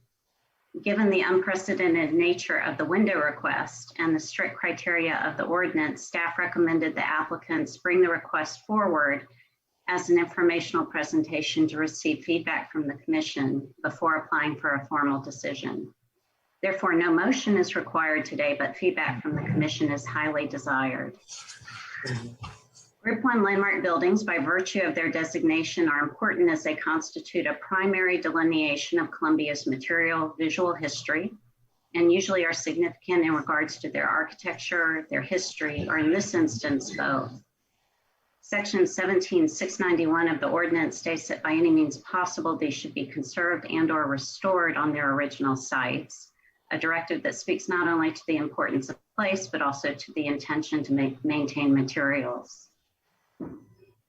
The South Carolina State Supreme Court building is a neoclassical style building which opened as the United States Post Office on Gervais Street in 1921 and was converted to the South Carolina State Supreme Court building in the 1960s. The building is simple and stately with a rectangular form and a recessed portico on the facade supported by a colonnade of 10 Doric columns. 3 double doors are topped with large arched multi-light windows. The portico is flanked by 2 projecting pavilions, each featuring a central multi-light arched window with an engaged balustrade. These distinctive windows are a key repetitive architectural feature on the building along the east and west elevations as well. The second story is separated from the first by a large projecting cornice with dentil detailing. On the second story, square 12-light windows are centered above each of the first floor's large arched windows. And the rear elevation also has 2 arched multi-light windows on the first floor, but otherwise has small rectangular windows situated between pilasters there. And there's a handicapped accessible ramp and an awning which have been added to the back there.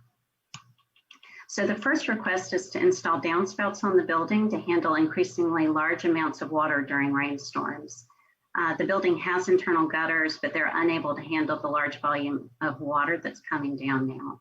So hence the proposal is to add exterior downspouts.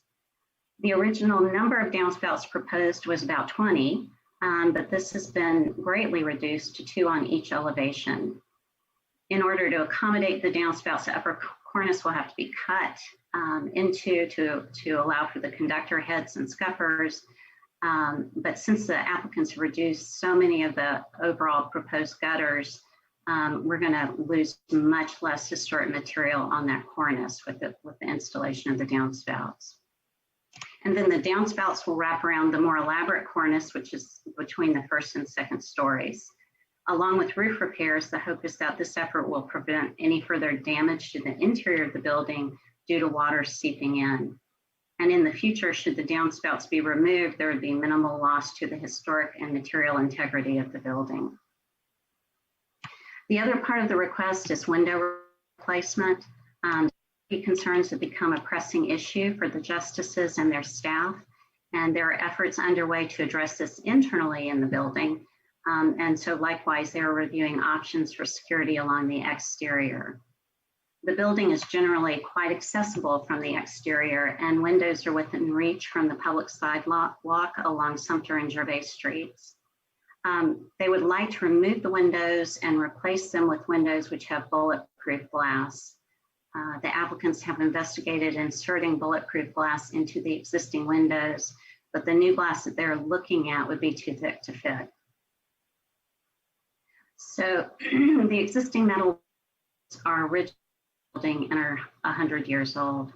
They are likely architect designed given the date of the building and the detail found on them. Generally simple and elegant, they have some distinctive detailing where the buttons cross, for instance. They appear to be in reasonably good condition with some areas of rust which need to be addressed and which is more prominent on certain windows. Some windows on the second floor may require further sealing around the frame, but appear to be in reasonable condition as well. Rehabilitating the windows would require remediation of lead in the window putty, which is pretty typical for older windows. And asbestos was also found in the drywall around the window's interior.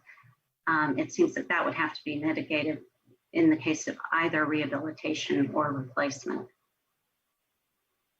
In the event that replacement might be permitted, the applicants have been working with the window representative to design an aluminum window replacement which would resemble the existing windows as closely as possible. They are continuing to work on refinement of details. Given the potential precedent-setting nature of this request, and I think everyone understands that window replacement is something not entertained lightly, even on residential structures in our historic districts. Staff would encourage that we take the time to explore other options fully in order to meet both the real needs for security and the preservation mandates for this building. For instance, the possibility of an interior ballistic storm window should be comprehensively explored, as well as perhaps considering a more limited rehabilitation of windows at this point in time. Just as a note, interior ballistic storms would not require a Ddrc review, and any rehabilitation or maintenance would be a staff level approval. So the applicants are here to present and speak to their own process of coming to this proposal, as well as other considerations with which they are dealing. I understand Ms. Ashley Lancaster, Director of Facilities Management and Property Services for the South Carolina Department of Administration, is here to speak. Yes, thank you, Amy. Can you all hear me? Yes. Hello? Can you all hear me? Yes, we can. Okay. Good afternoon. As Amy indicated, I'm Ashley Lancaster. I'm the Director of Facilities Management and Property Services for the Department of Administration. Thank you for the opportunity to present to you today on our proposed project for the South Carolina Supreme Court building. The Department of Administration is the owner of the building, and the Supreme Court actually occupies the facility. And we have allocated funding for dealing with deferred maintenance issues for the building, particularly water infiltration associated with the windows and the downspouts, as previously mentioned. As also previously mentioned, we are not here to request approval at this point, but rather to provide you with information and gather some feedback in order to be able to proceed further from the schematic design phase. GMK is the architectural engineering firm that is on this project, and they will provide some technical information. But first, I want to just turn it over to Chief Justice Beatty with the South Carolina Supreme Court to say a few words about their perspective on this important project. Chief Justice Beatty. Thank you very, excuse me. Thank you very much, and hopefully you can hear me clearly. I trust that each of you have managed to stay safe during this pandemic. We had our difficult times at the judicial branch, but we're getting through it, and hopefully everyone else is. I'd like to thank you all for the assistance of the commission as well as the staff in working with us to alleviate the problems that we have with the water infiltration into the building and the damage that it has caused over the years. This is a project that we've been hoping for many years, and we've been working toward remediating the damage that the water infiltration has done for many years without any real success. Funding has been a serious issue for us, and it is still an issue, and it will control the extent to which we can satisfy the requirements of the commission. We have considered the alternatives, all of them, and we've been looking at them for quite some time, and of course you will hear from our architects this afternoon. But there are three things that I would like for you all to keep in mind, and that is the water infiltration issue has caused tremendous damage to the interior of the building. The historic photographs and paintings that we have there, books, papers, the mahogany molding, those things are in the interior of the building, and we've tried to repair that over the years. But our funding is very limited, and we do not control it. But fortunately, the Department of Administration and the legislature has come forward with sufficient funds to do a limited remodelization, if you will, of this building. And we are hopeful that you will consider it in your decision. We have the problem with security risk. And in the last 3 years, the risk to judges and the judicial branch employees has increased tremendously, not only in South Carolina, but nationwide. The legislature has decided to give us some money to upgrade our security.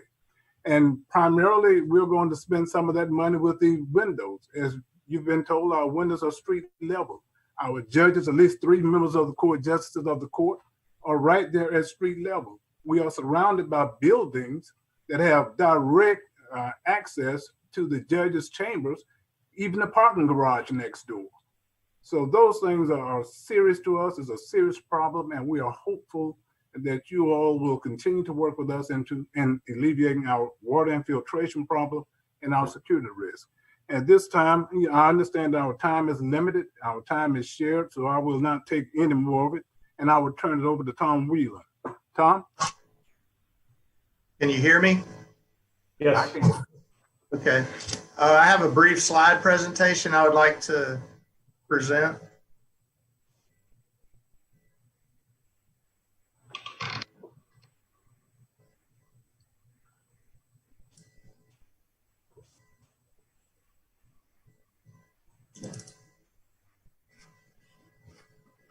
Can you see this? Mm-hmm. Okay. So today the building, and thank you for your time again, like echoing what the judge said. building today is used by Supreme Court staff, the South Carolina Bar admissions staff, and approximately 5,800 visitors per year. And in addition to that, it houses a historic library, which has books dating back to the early 1800s, as well as historical portrait collection appraised at over 2.3 million. So we're very interested in indoor air quality and preservation of these artifacts in this building. So some of the facility needs that have been identified by the Department of Administration over the years are, first, the deterioration of the limestone wall system, and that was identified in 2013.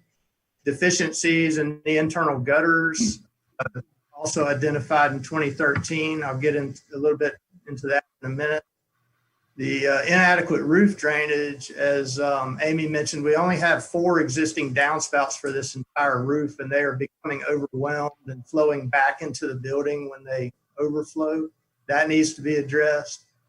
And then last is just the deterioration of the windows, water infiltration at the windows, and the various problems that that's been causing. So the purpose of this project is to address those 4 items. Some proposed solutions are, first, for the limestone, basically just clean the limestone, break out the joints where they're failing, tuck point with mortar, an appropriate mortar, and then do some limited sealant installation where mortar is not the correct solution. There are some cracked limestones. We plan to replace some of those with matching limestone. And also there's some carbon steel exposed where old signage was mounted and old canopies were mounted, and those are corroding and staining the limestone. So we plan to recess those and move them out inboard from the outside face of the limestone. So some proposed solutions for items 2 and 3, the internal gutters and the overflowing of the existing. The first thing we want to do is reline the existing gutters with a thermoplastic membrane and tuck it up further under the existing roof panels, lap it over the parapet edge, and do a proper liner for these gutters so that when these gutters do overflow, it doesn't flow back into the building like it does today. Secondly, as mentioned, we need more than 4 downspouts. The 4 existing downspouts are concealed in the exterior wall, and they exit the wall with a cow's tongue type fixture at grade.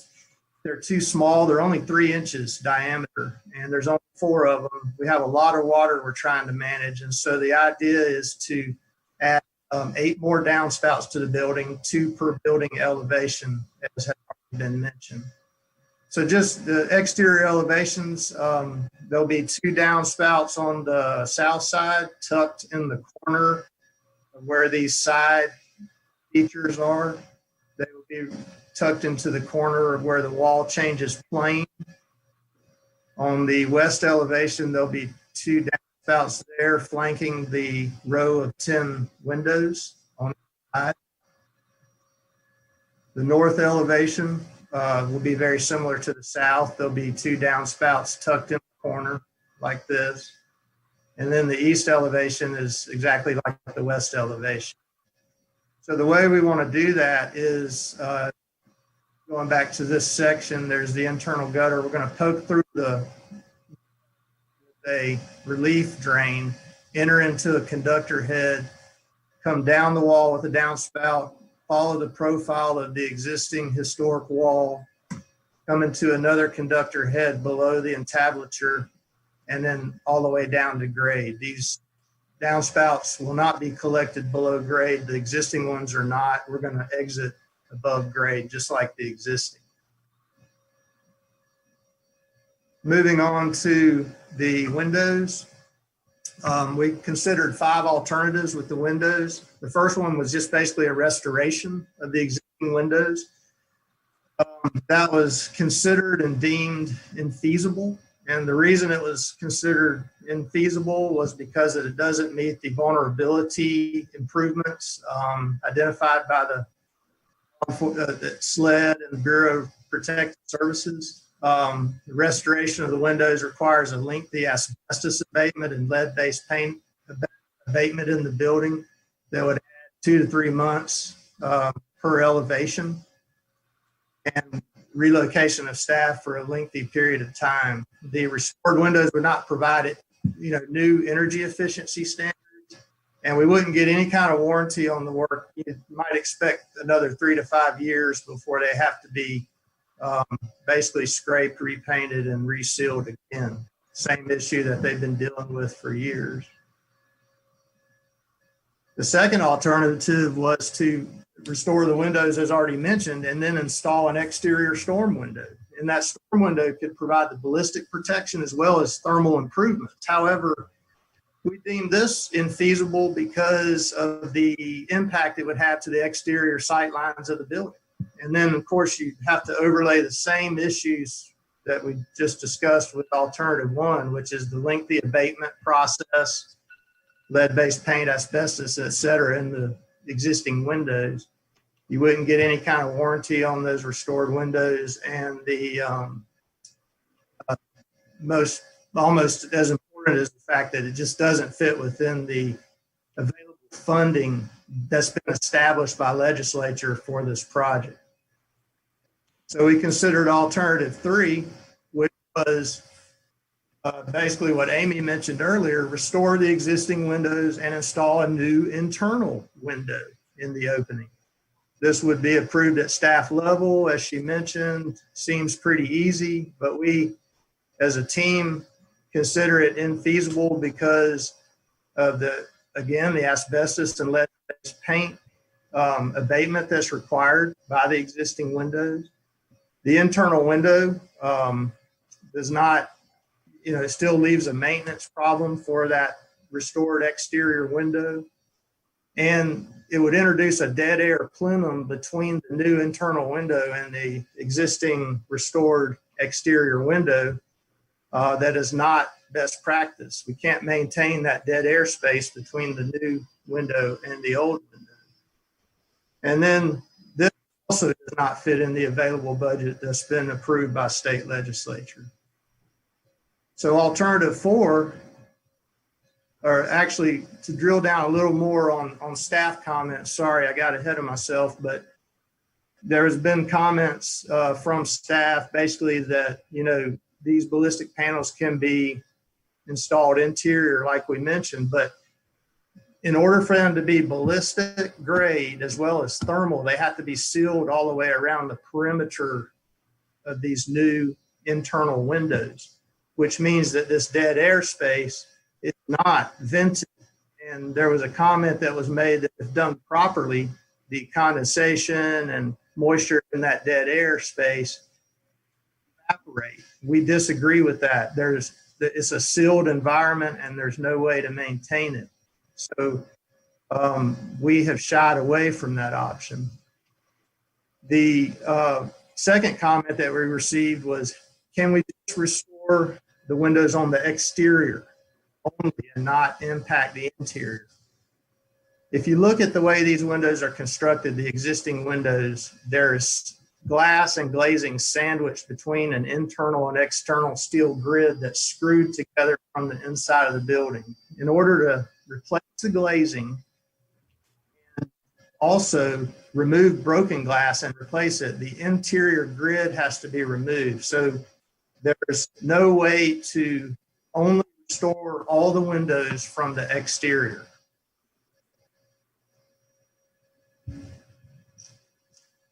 Alternative four was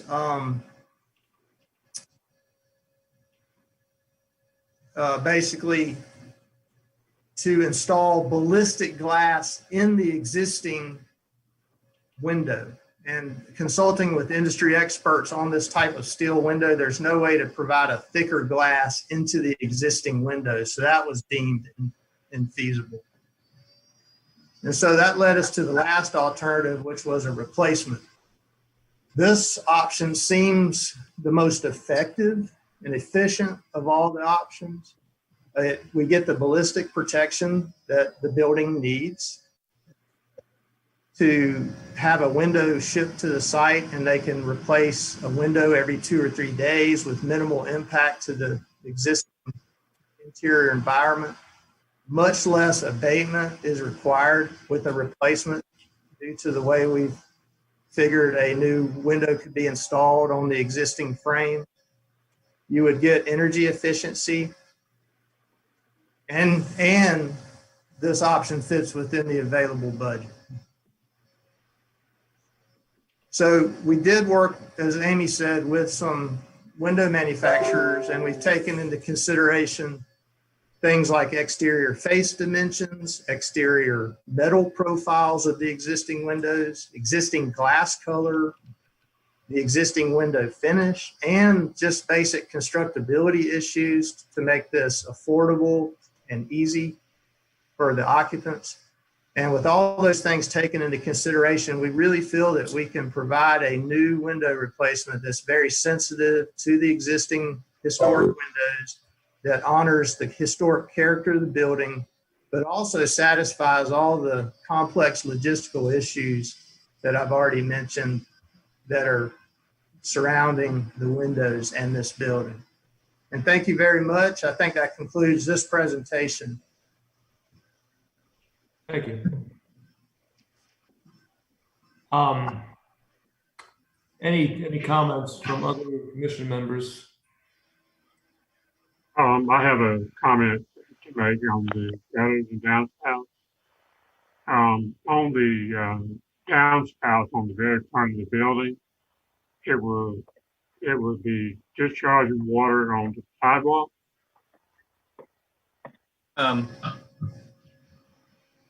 It would be, I think there's landscaping on the east. The south and east. Yes. There's asphalt on one side, landscaping on the other, and there's actually paving all around the 3 sides of the building at least. There's parking lot paving on 2 sides, landscaping on the other 2 sides. Thank you. Yes, sir. Okay. I think that, and I've worked on historic buildings. I've worked on buildings, National Register buildings, and I've worked on projects that were required by the Department of the Interior to restore windows that were in significantly worse condition than those windows are. A couple of thoughts, and this is, this is an information session, so this is just a discussion. It looks like your solution for the downspouts is a pretty sensitive solution. I would say everything that you do, there was a lot before you got to the windows, a lot about exterior remediation and restoration. What you do at the internal gutters, of course, is not, unless it's, there's something about it that's visible, which I guess the flashing over the parapet might be slightly visible, but that would almost stay within staff review level, I think. I would just say that everything that's done should be done according to Department of Interior standards on the exterior of the building. It's 101 years old. It's an iconic, architecturally rich building. With regard to the windows, I'm one member of the commission, but that's a really tough one. The safety for the justices is of course paramount. It's extremely important. But I just think that, you've made a case which appears as if you're attempting to make a ironclad case to replace the windows, and I think that there are a couple of things that just need to be looked at very carefully. I think it's for this body, and my understanding is that somehow this situation is that it's the Columbia Design Development Review Commission, not the State Department of Archives and History or the Department of the Interior that is sort of the line of defense on the historic windows, which is unusual to me, but it is as it is because of circumstances. replacement of original windows on a 101-year-old, I think it's a level 1 historic building, that is a tough one. And I don't know where other commissioners would stand on a vote, but I would have a very difficult time granting a certificate of design approval for replacement of original windows on a building like this. The only thing that would mitigate that would be replacement windows that are virtually identical replicas of the originals. Even that is tough. I really would. I would have a difficult time. The idea of the ballistic storms. I mean, the interior storms is very common on historic buildings, and it is a way to create energy efficiency. It's a common thing to do on a historic building. I don't know why the concept of, I understand your arguments. I'm an architect myself. I understand what you're saying about all of your arguments about the dead airspace, but I guess I'm not completely convinced that it hasn't been pushed as hard as possible. And the idea of this body setting a precedent, I mean, because across the street, there are equally sensitive areas with equally vulnerable conditions in historic structures. So I'm not the one that's responsible for doing the research to figure out how to preserve the integrity of the appearance of the historic windows, original windows on this extremely important historic building. But that everything else that you talked about seems to me to be workable, but this one is tough. I'm straight up. That's a tough decision to make, I think, for this body to approve replacing the historic windows.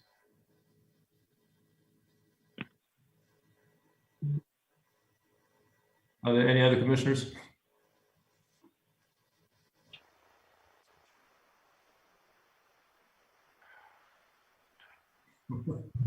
I guess that was it. I mean, I agree with Tom fully. I don't know how to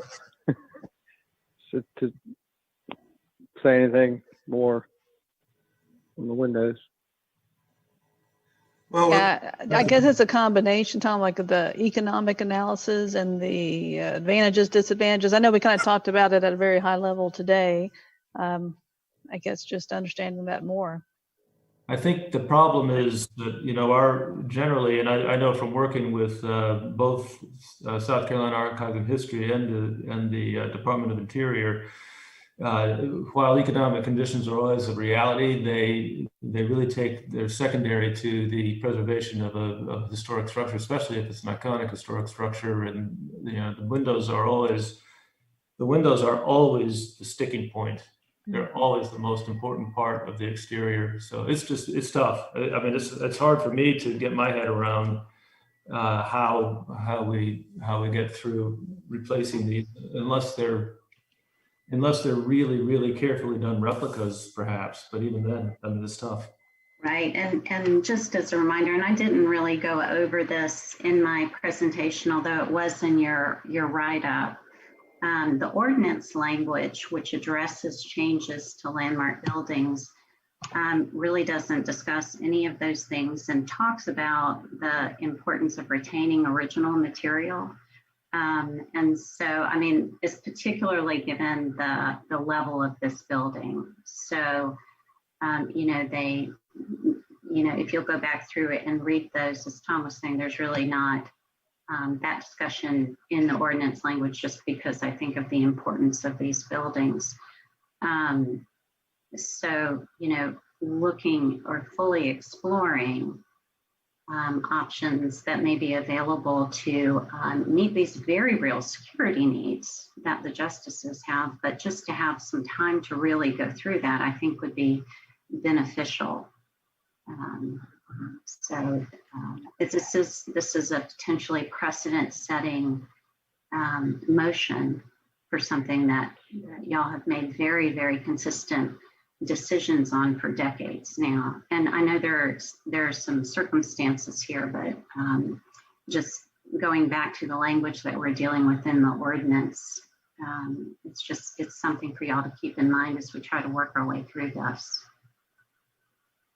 One of the things that we need to accomplish as a owner architect group is to know how to move forward with this project. And we have to go to JBRC to formalize the funding request. That's a phase 1 study process with state agencies. We're trying to finish up our phase 1 study so it can be submitted for JBRC and approval to move into phase 2, which is detailed design. We at this point in time, we're asking for some direction in an informational way, I guess. So there's that topic, but another question I have is, if we're going to restore the existing windows, I would prefer to put the new ballistic storm windows on the exterior so that we don't have this dead air condensation issue trapped, introducing more water into the building. Well, you'll still have it. I wondered if there's some comments you could make on the exterior storm windows. Well, I'm just sort of off the top of my head, and I'm aware of projects on very old buildings where they are able to detach the components of the frame and maintain the exterior elements of the window frames and come back in with customized clips behind it. Something like that might be an option. I think you're going to, excuse me, probably still. Well, first of all, I think the exterior storms, as Amy pointed out, would have a significant visual effect on the building. So I'm not sure that would solve the problem from a review standpoint. I suppose if there were a way to put them on there in such a way that you could remove them without damaging the building in the future, that's a possibility. But I think you're still going to have the so-called dead air issue. It's just going to be transferred to, transferred further out. Maybe it's what you're saying is beyond the thermal insulation. It would move the existing historic window inside the building. Right. Protecting it from the exterior environment, and it'd be a lot easier. That's just best practice to have your thermal envelope pushed out further outside the building envelope in South Carolina. Well, it would still be at the right location. You're talking about the dead air situation and the ability to vent it, but I don't. Right. There, without getting down into technical weeds that I'm not really prepared to talk about because I haven't done any of the research. I would urge to look harder at the possibility of figuring out how to achieve the interior ballistic storm and mitigate the dead air effects that I think you're correct to be concerned about. Or come up with some kind of custom, backup to the frame, to the existing exterior of the window frame, so that you actually can put ballistic glazing into that with a retrofitted back part of the frame or something. And if I might just step in, I think there are probably good visually appropriate ways to do exterior storms if that's the direction. Clipping them into the framing and using clear glass, of course, is absolutely requirement. We've all seen really bad examples of exterior storms, but I think certainly an interior or an exterior storm would allow us to meet ordinance language while giving y'all the protection that you need.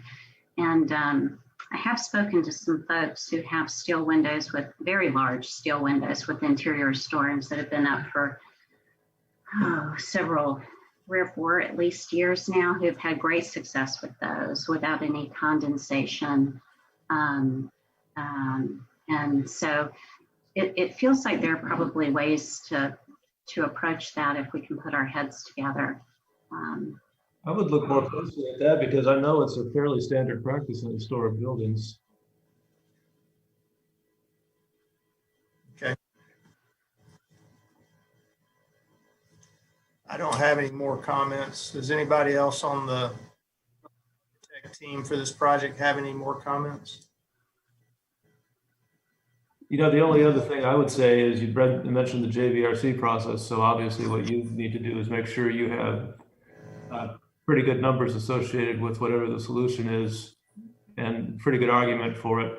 I think you have a strong argument for restoration or maintaining the existing windows on this building. That's paramount to protection of the historic quality of the building. So, you know, the main thing is to make sure you have your ducks in a row on cost when you go back to the JVRC. But obviously that's outside of our purview. It's just something I have a lot of experience with. Right. Amy, you had mentioned in your narrative near the end about the possibility of replacing, I guess you referred to like a hierarchy of windows, and that possibly the windows along the back might be more inclined to be replaced if the more prominent windows were refurbished. Is that something that the commission would be inclined to consider or look into? Yeah, right. I had brought that up. You know, the windows on the first floor are very, as I said, are almost touchable. So, you know, the details, the materials, everything is just highly visible. And of course, what we do is we make changes and make evaluations based on the visibility of architectural features from the public right of way. So I was thinking more, you know, some of the windows on the back of the small windows on the back of the building, they're not right up against the street. The details are not as highly visible. Maybe those could be candidates if it's something the DDRC wants to entertain.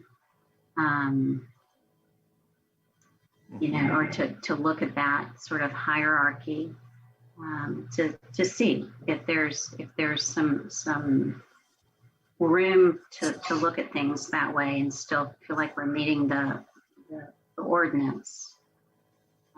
So yes, Joe, that was what I was after there. Appreciate that.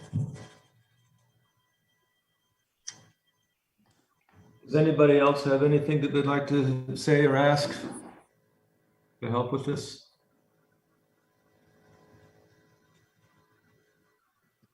Okay. With that, it sounds like we are finished with the information session. Well, before we leave, can I take this opportunity to thank the commission and this staff for the cooperation and assistance that it has given us thus far. We came here looking for information. We got information. The question is whether or not we can get funding and to do what we believe needs to be done.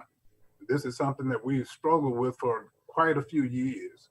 And this is as close as we've gotten in quite a few years to getting something done about the problem.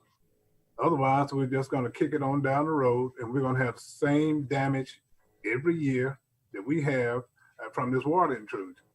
And the security issue is not going to improve.